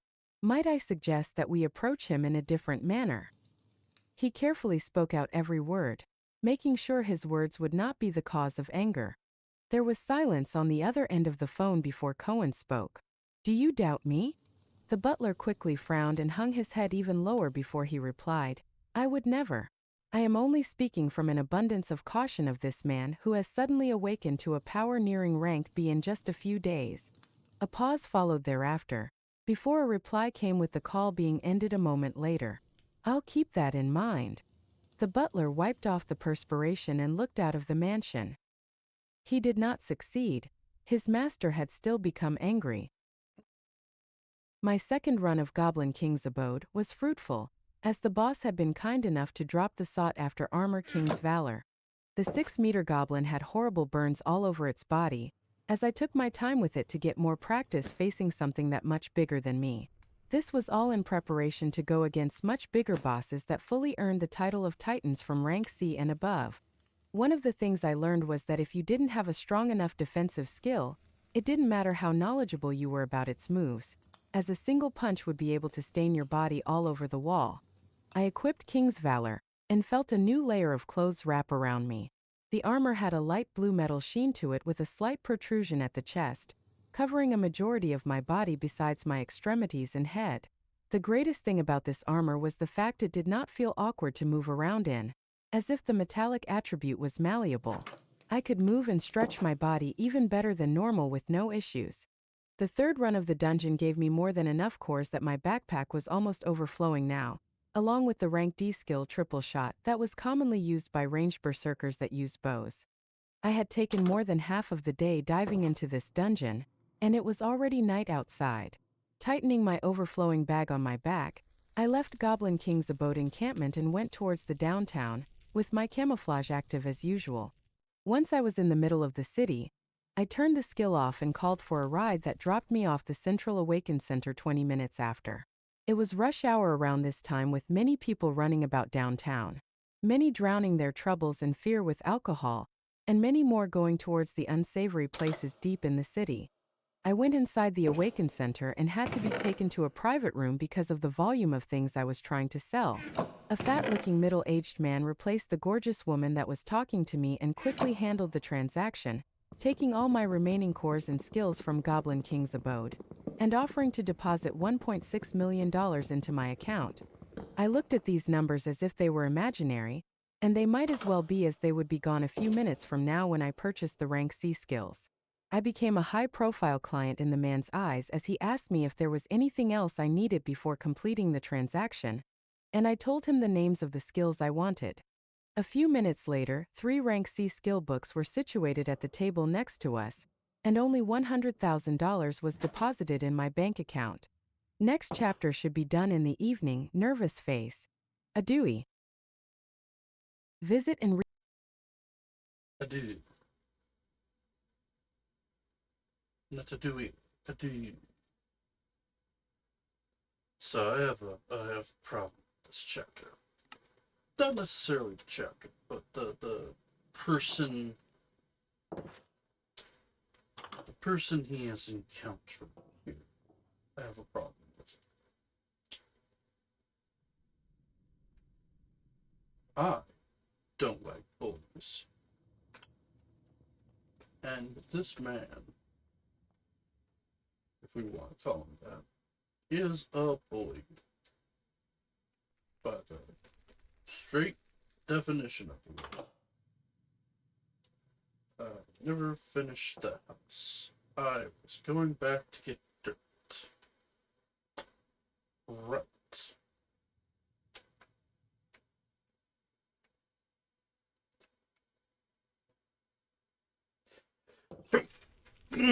Bless me.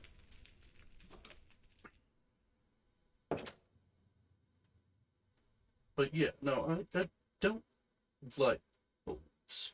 And this man is a bully, among other things. So, personally, I don't like it. Already. He wants to threaten people to get his way. No, that's it's not a good sign.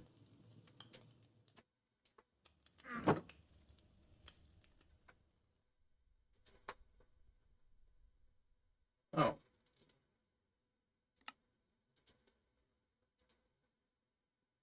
I got a head on. You know, that is really good. Especially if I have a fishing rod with that as well. That's great.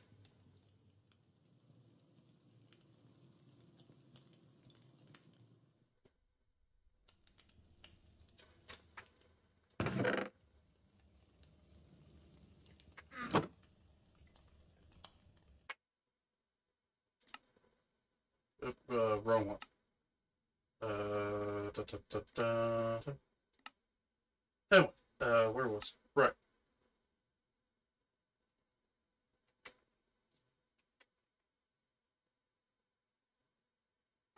Hmm.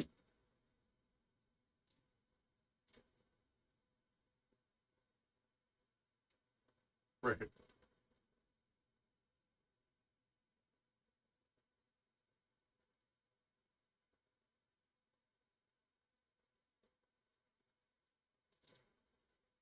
So,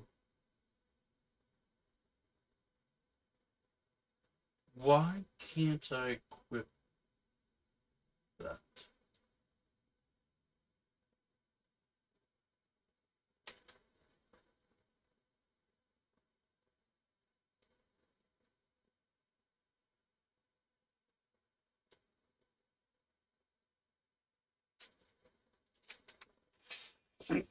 This is another mod that I need to look into.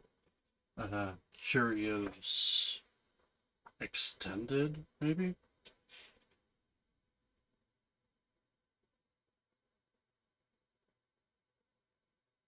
Question. Curios. Question mark.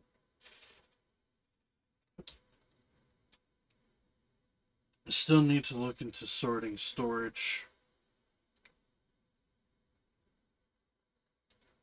How long have I been recording so far?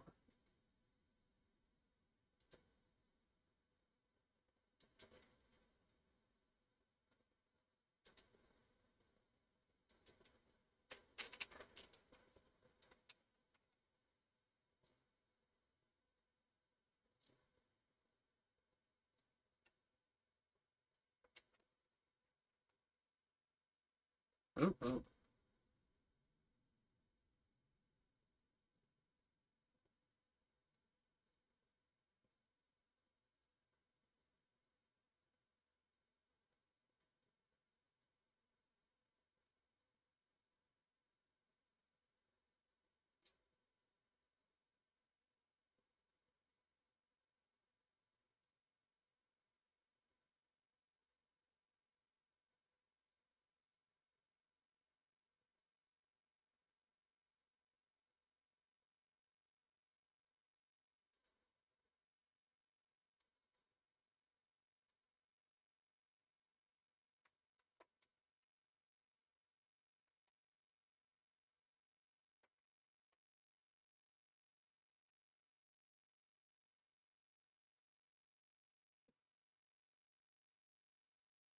Oh, it's morning time at least.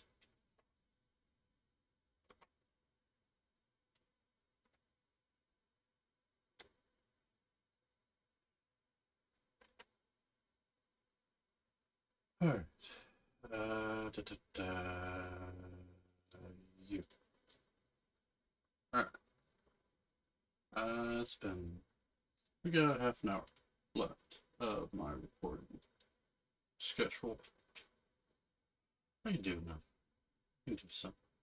I can actually go longer if I wanted, but.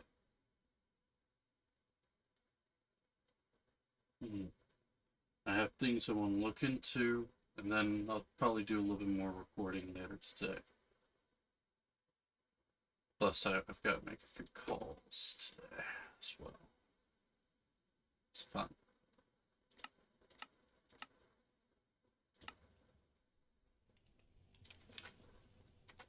Dirt.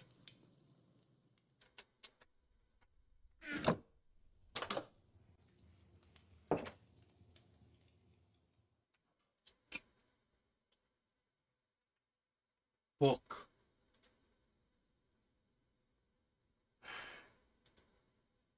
Read more novel to help us update. I was done with that chapter. Moving on. Yeah, no, I hate bullies, and this guy's a bully. And I have already read a little further ahead. By a little further, I mean about 1,000 chapters. And I know what happens to this guy. It's deserved.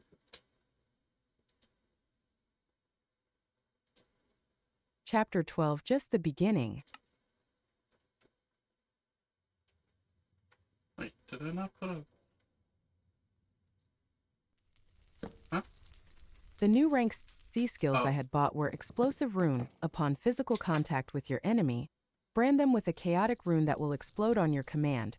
Aura of Haste, an aura that increases movement speed, attack speed, and cast speed envelopes you. And Life Essence gain increased vitality, plus 30, and regeneration at a great cost. These okay. So, he put the increase of vitality. Now, that's not defense. That's not defense. But, here's the thing. That means that it shows the stats that you get from certain abilities. It doesn't just give you a vague understanding, it gives you clear, concise, hey, you get this much. Give me value for the three things we've already talked about. Now, he also doesn't give you anything for Aura of Haste. Yeah! Okay, it increases movement speed, attack speed, and cast speed. By how much?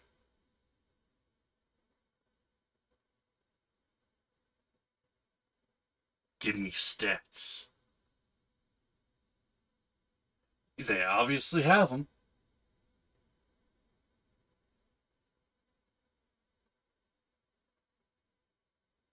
You obviously have them. No. Explosive Rune, damage could be variable. But that's how or when you put damage number dash damage number to show that this is the low end of the attack, this is the high end of the attack. Results may vary. It's not super vague, is what I'm saying. It, it's supposed to give you an idea of what you're working with so you can adjust and plan. I, I swear, I'm not being stupid.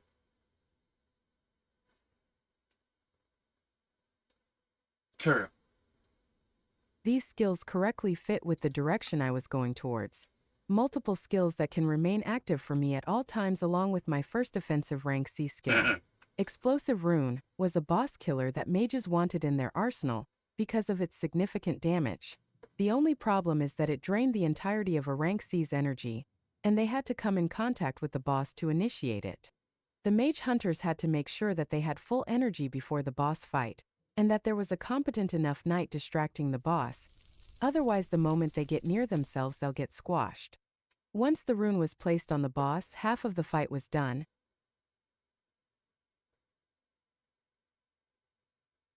Okay, it does require physical contact with an enemy. Question.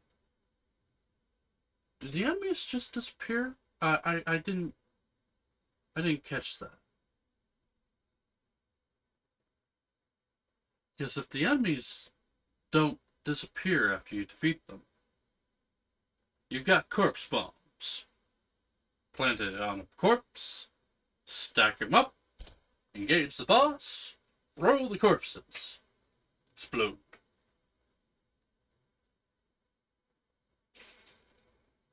Like, there you go. Portable bombs.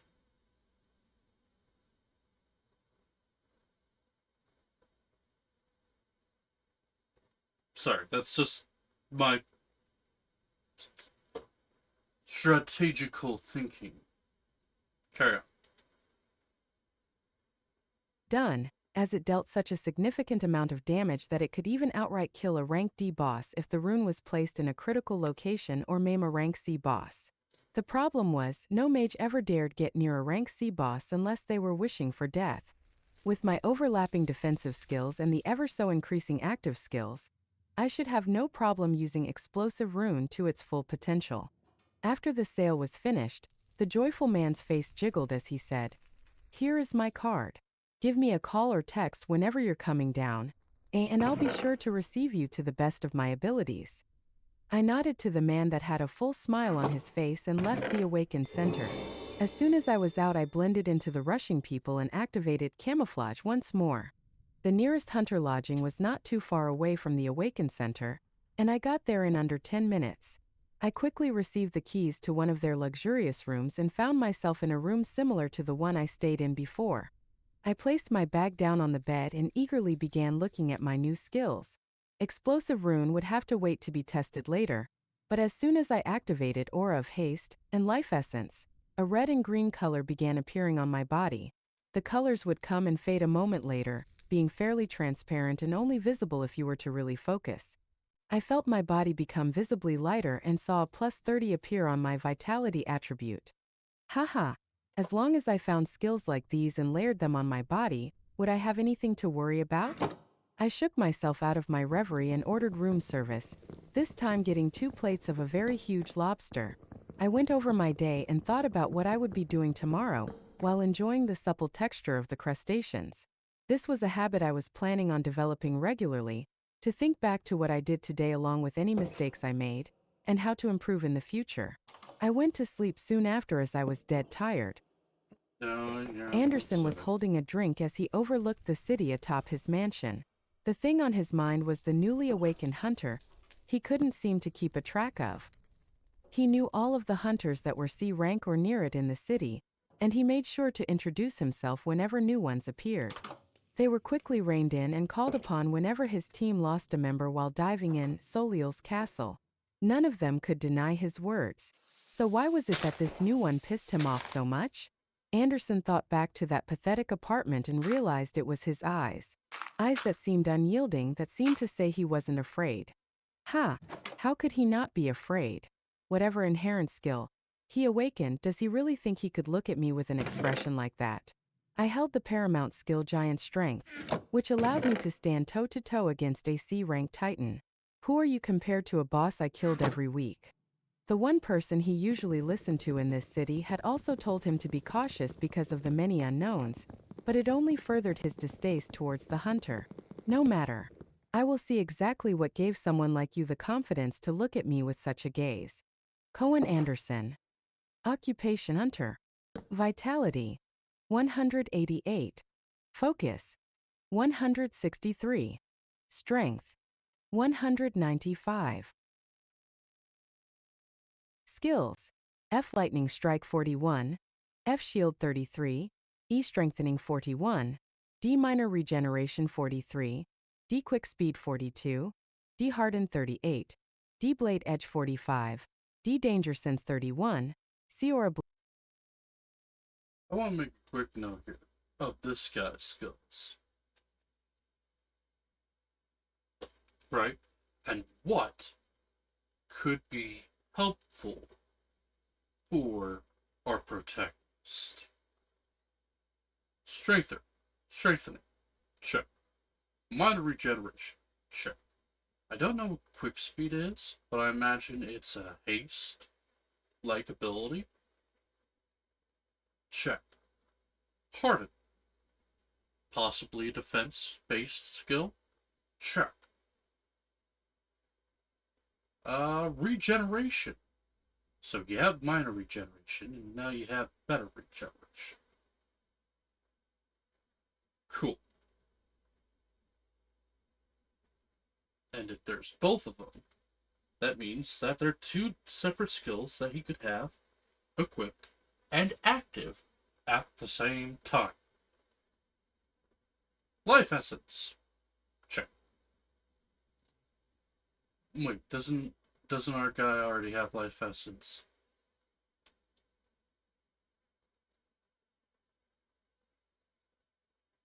Yes, our guy already has life essence. Scratch life essence. Essence. I don't know. Okay. And then we have giant strength, right? Which apparently gives you super strength. Okay, cool.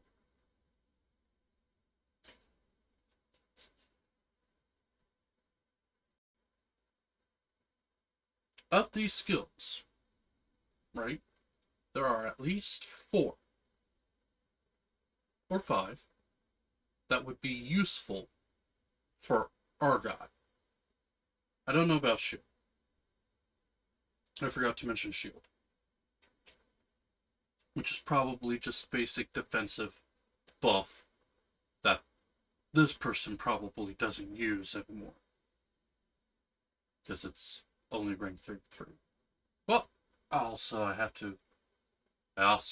to take in that everybody else has mana pool. So,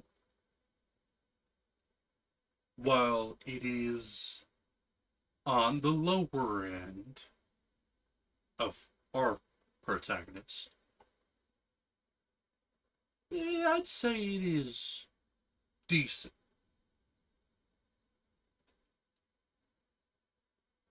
Also, I will reiterate something. Uh, these are basically passive skills. Because he turns them on, set it and forget.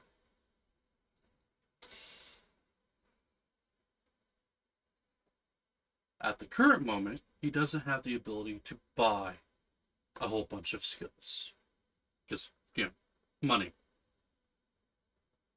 But in the future, buy everything. Everything? Everything.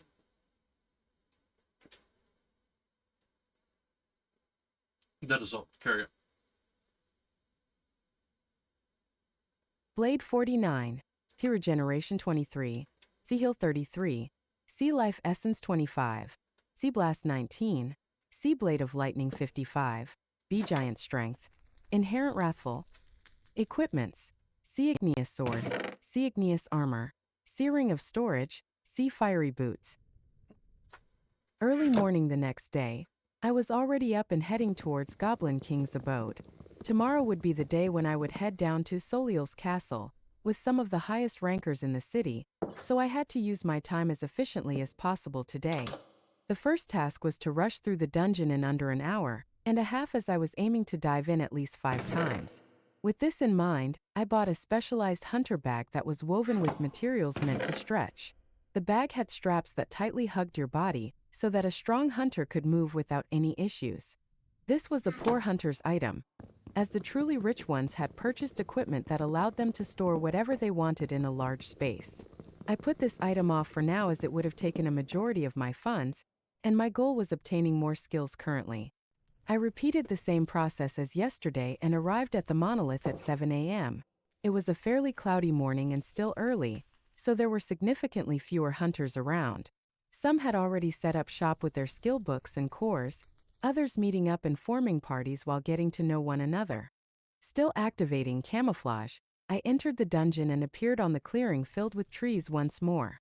This time though, besides the skills I originally had, I had added Aura of Haste and Life Essence.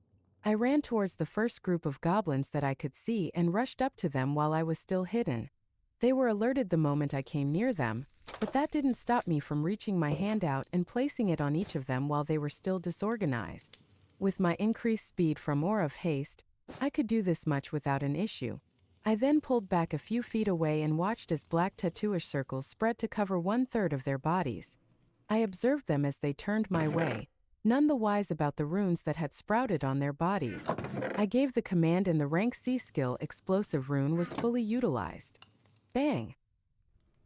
The portion of the goblin's body that was covered in the runes exploded with a huge force, throwing chunks of flesh and bones everywhere as 5 goblins were soon lying in their own pool of blood. The damage was just as expected for a rank C skill powerful. I speedily cleared the floors like this. With all the defensive and support skills kept active, I pressed down the floors with camouflage hiding me and giving me enough time to come in contact with the monsters that exploded a second after. Some floors I still used flames and torment, and kept on experimenting with it as its That doesn't. proficiency continued to rise. More than an hour quickly passed and I was through all 29 floors and headed to the boss once more. The 6-meter That's tall Goblin King looked as okay. ruthless as always, and noticed me as soon as I came down even though I was hidden. Day I walked 10. towards it slowly until I stood a meter away, where it stared me down. This one was one of the peculiar traits of this boss that interested me. When the fight began it was always so calm as if it was measuring me up. During the fight though it would go completely berserk. It was still a monster though and threw a fist down at me a second later. I raised my small hand to match this fist as my palm was open to receive it. Pa! A sound like that of the loudest slap resounded as Arcanist's sphere of One protection second. absorbed all the damage and the ground beneath me cracked. The arm of the Goblin King rapidly had a runic tattoo spreading on it, and the boss quickly felt something wrong as it grabbed its skin and tried to rip it off. Boom! A deafening explosion rang out as its entire arm blew apart, and it let out a thundering howl. The enraged king reacted fast, throwing another fist with its remaining arm, only for the same thing to repeat. I was standing at the same location, the ground around me full of cracks as if an earthquake occurred. I had sunk a few inches into the ground as I calmly looked up at the Goblin King that was missing both of its arms. Rah! It let out an angry shout as if it would not give up and kicked its right leg downwards. Pa! Boom! The same scene repeated and now its right leg was gone. The large beast could not support its weight as it fell backwards with a loud thunk. Loud breathing could be heard as its entire face was twisted in pain. I climbed out of the small hole I had been repeatedly kicked in and jumped up on top of the body of the beast, landing on its square abdominal muscles and traveling forward to its face. I looked down at it as it could not move or do much of anything else. Besides the heavy breathing and a pained look, I could see another expression on the Goblin King's face after more than half of its body was blown away. It was extremely distinct while I looked at its huge eyes. I had seen this expression before. I had felt it before. It was fear. I reached my hand out and let my palm touch its forehead, leaving it there as I commanded explosive rune to combust. Boom! Another deafening explosion rang out in the clearing before silence ensued. Arcanist's sphere of protection and Arctic armor didn't allow even a single stone or meat to land on my body, negating the force of the explosion as if it was nothing.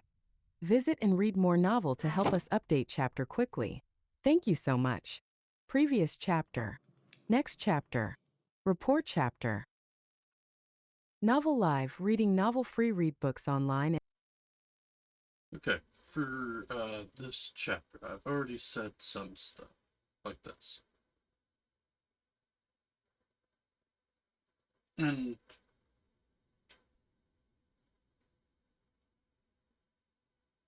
the way he uses explosive rune is interesting. Using more as an immediate offensive skill as opposed to set a trap. Personally, I'd use it for traps, but that's me. Strategic mind and whatnot. This also carries a decent, you know,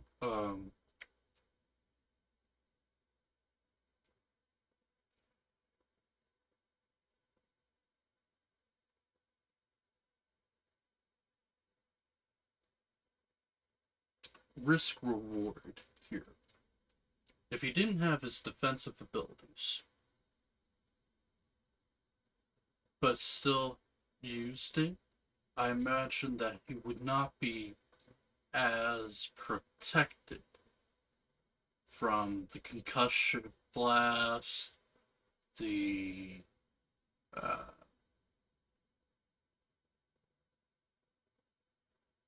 shrapnel that ensues from exploding something, like bones. Uh, so you would, even when using this in the manner he is, a normal person would have to be more aware and move back before exploding, before activating the explosion, I should say. Whereas,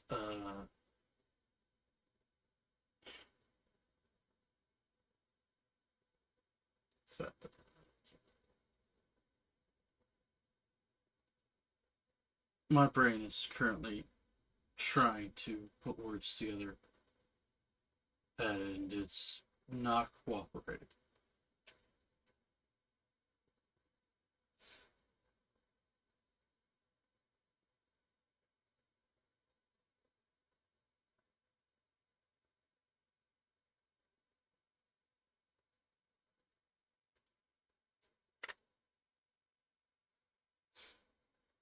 Moving on to the next chapter.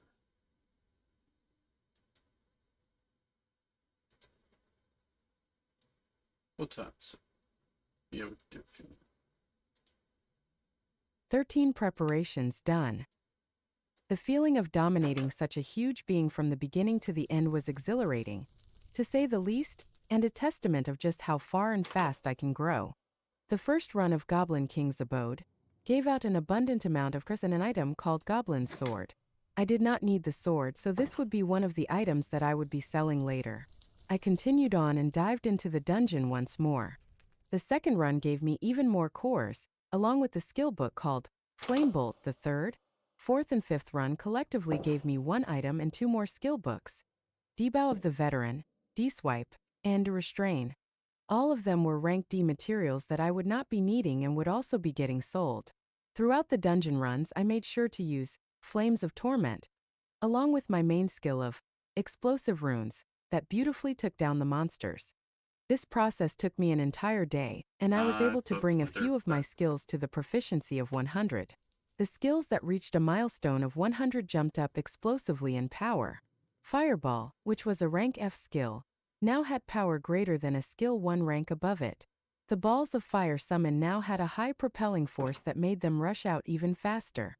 Arctic armor even more comfortably hugged my body when it reached 100, an extra layer of ice appearing that further increased my defense, and also making me look like some knight you would find roaming the coldest Arctic wastelands. This marked the end of my dive for the day, as I had been diving for the past 10 hours, and it was already in the evening.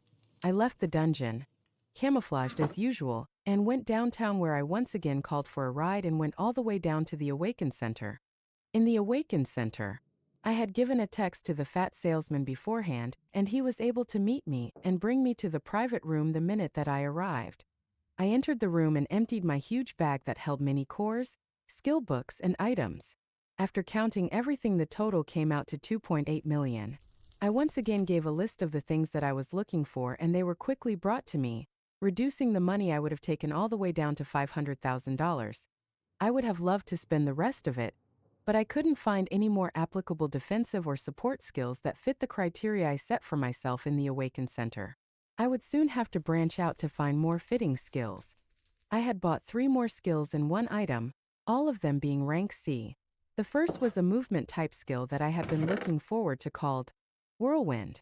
The second was another support type skill that was called Increased Penetration. The third skill was a life-preserving skill called Regeneration.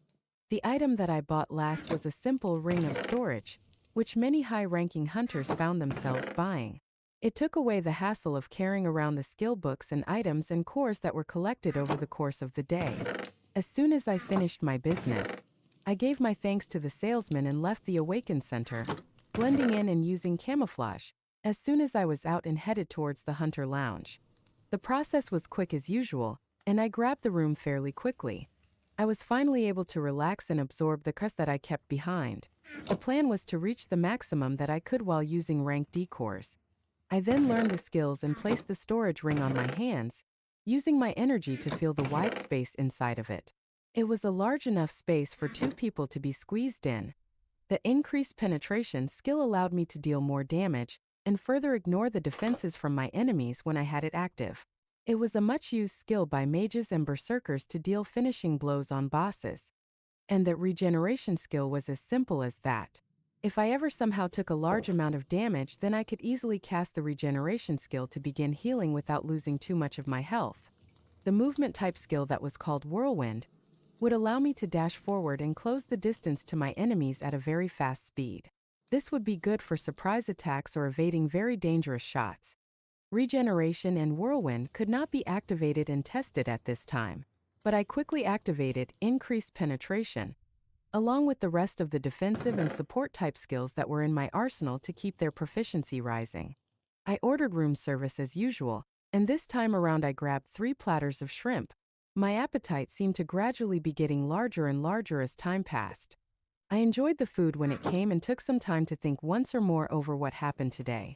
I went over my run in the dungeon, the skills are used, and how to better use them or further improve. I felt like I had fully prepared for what was to happen tomorrow.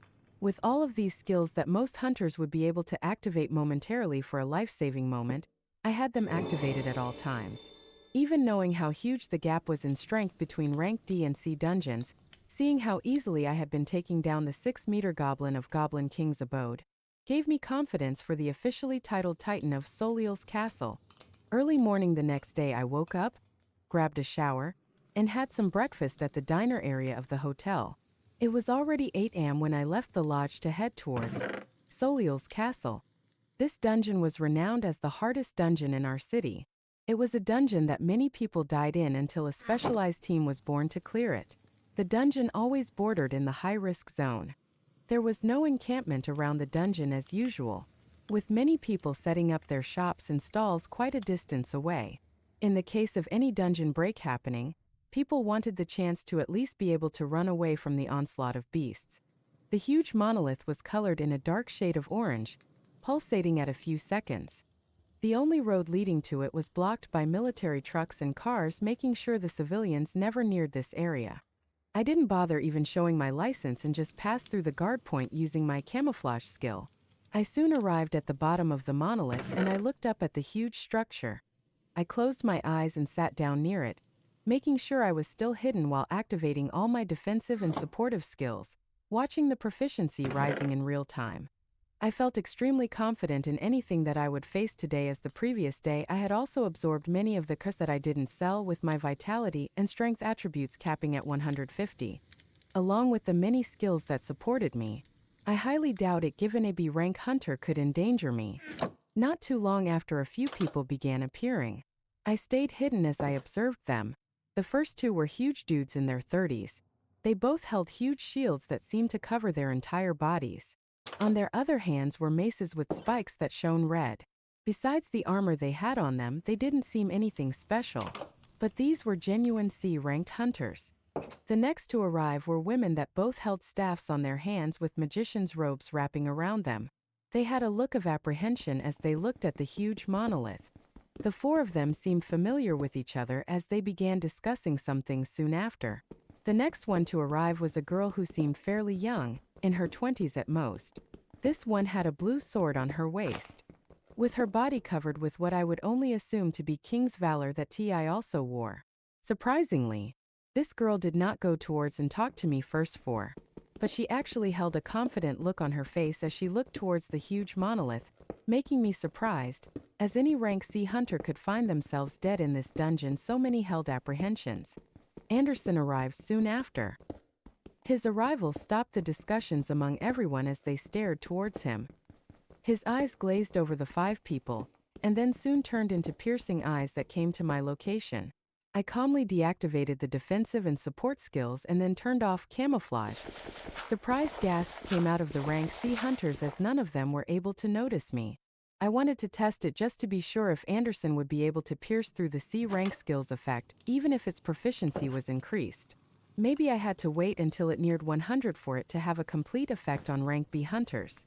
While Anderson's piercing gaze did not leave my sight, he walked over and said, "You really have such an excessive amount of energy that you would waste it on hiding this early this morning."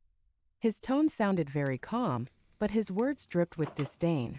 I replied back, "Nothing to worry about. I was only testing the strength of the people I would be leaving my life to today." I seemed to have a knack of making him angry. His face became sour and he turned away from me and addressed everyone. "I want the dungeon dive today to be a very clean one. We have two new hunters joining us. This one goes by Rachel and this one is Noah. One is a berserker and the other is a mage." He pointed to me and the girl that held a confident look on her face as he continued, "For you two, this will be your first run, so follow all directions and do not lag behind. This dungeon is different from the ones that you are commonly used to." These words were directed to Rachel and I. "There is only a single floor in this dungeon, and it takes us almost half the day just to clear it. Do not be surprised by what Right. you see. Protect yourself and cover each other's backs, and we should all come out of this alive. When the boss appears, leave it to me and follow everything I say." He articulated the next words very slowly. "In the case any problems occur, and you see it coming towards you, do not stand idle. Run or you will die." I listened to his somewhat inspiring speech as we all prepared to dive into the dungeon. I had done my research previously about Soliel's castle, and his words were not false. The dungeon only had one singular floor, but this one floor took the lives of many, many hunters. As the speech was quickly wrapped up, he went towards the other four party members to discuss something, and I noticed uncomfortable look pop up on their faces. Geez, did this guy actually have bad relationships with everyone? The girl that was apparently new just like me came towards me and said with a puzzled expression, "Why does it seem like there's friction between you and the strongest hunter in the city?" I smiled at her and replied, "I'm not sure either. I have no problem with the guy, but he seemed to not like me the moment so he saw me." She cocked her head in confusion as if she did not understand, and I said once more, "Don't worry about it. There should not be a problem." As soon as we finished talking, the rest of the group came towards us and we went towards one of the square doors of the huge monolith. Once all of us were near, Anderson reached his hand out first and the rest of us followed, quickly being transferred to the first floor of Soliel's castle. Noah Osmont. Occupation hunter.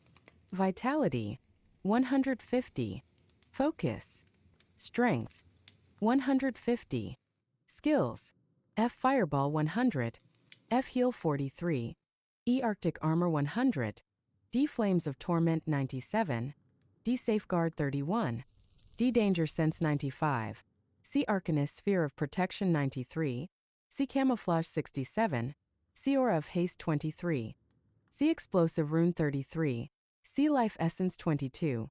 C Increased Penetration 13. Thurgenran. C Whirlwind 1. Equipment: E Swift Boots. D King's Valor. Searing of Storage. Hi everyone. Huge thanks to those that took their time to leave reviews, comments, and power stones. I'll have another chapter out in a few hours. Adieu. Visit and read more novel to help us update chapter quickly. Thank you so much. Previous chapter. Next chapter. Report chapter. Novel Live reading novel free read books online and free novels online. Contact sitemap privacy and terms of use.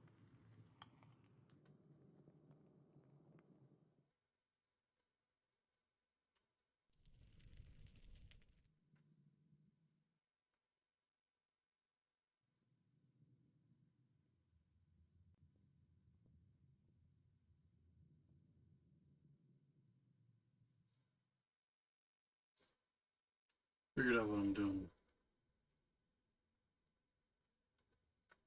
Hmm? Oh, first thing first. I'm going to clean out this up. Yeah. These are going to be personal quests, and it will probably take me like 9 to do all this. So,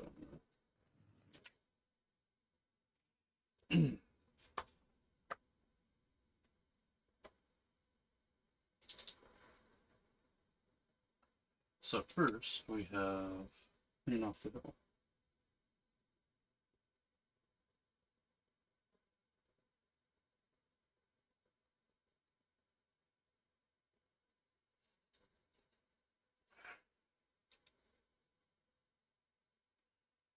extend.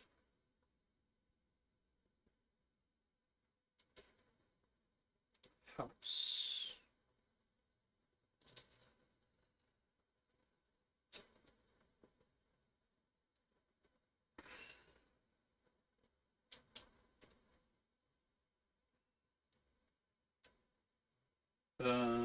Let's look at the pufferfish mod.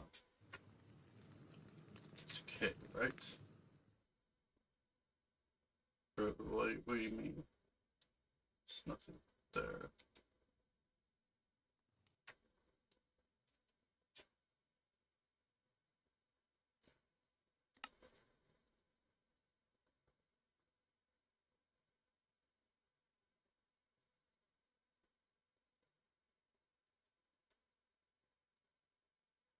Pufferfish, pufferfish, where are you, pufferfish? Pufferfish, where are my skills?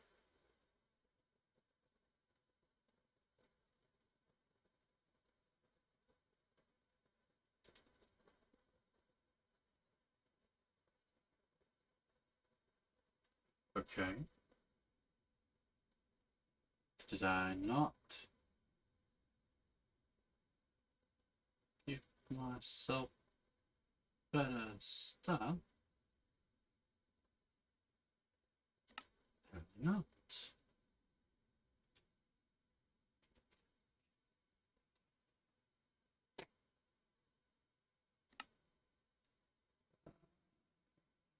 Maybe S.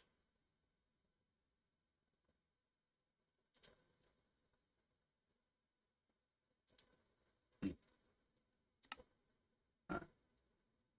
Well, it's about 9 o'clock. I'm gonna end the recording here and post it to YouTube.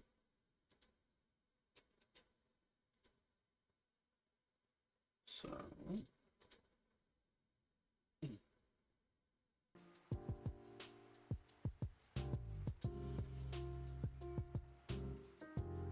skip frames. Oh, at least it wasn't for like an hour. That's not bad.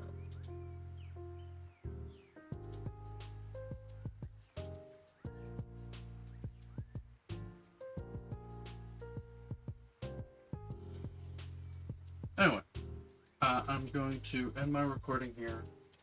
Thank you for joining me for this start of Infinite Mana in the Apocalypse. We have reached chapter... What chapter?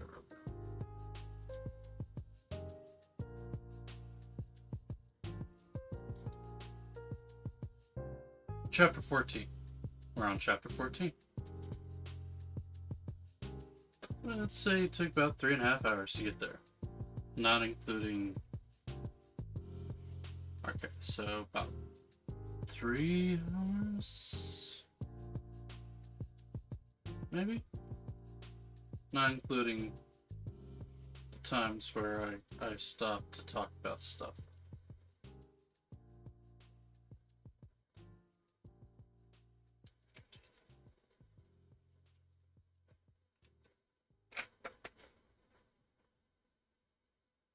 Sure, you're here.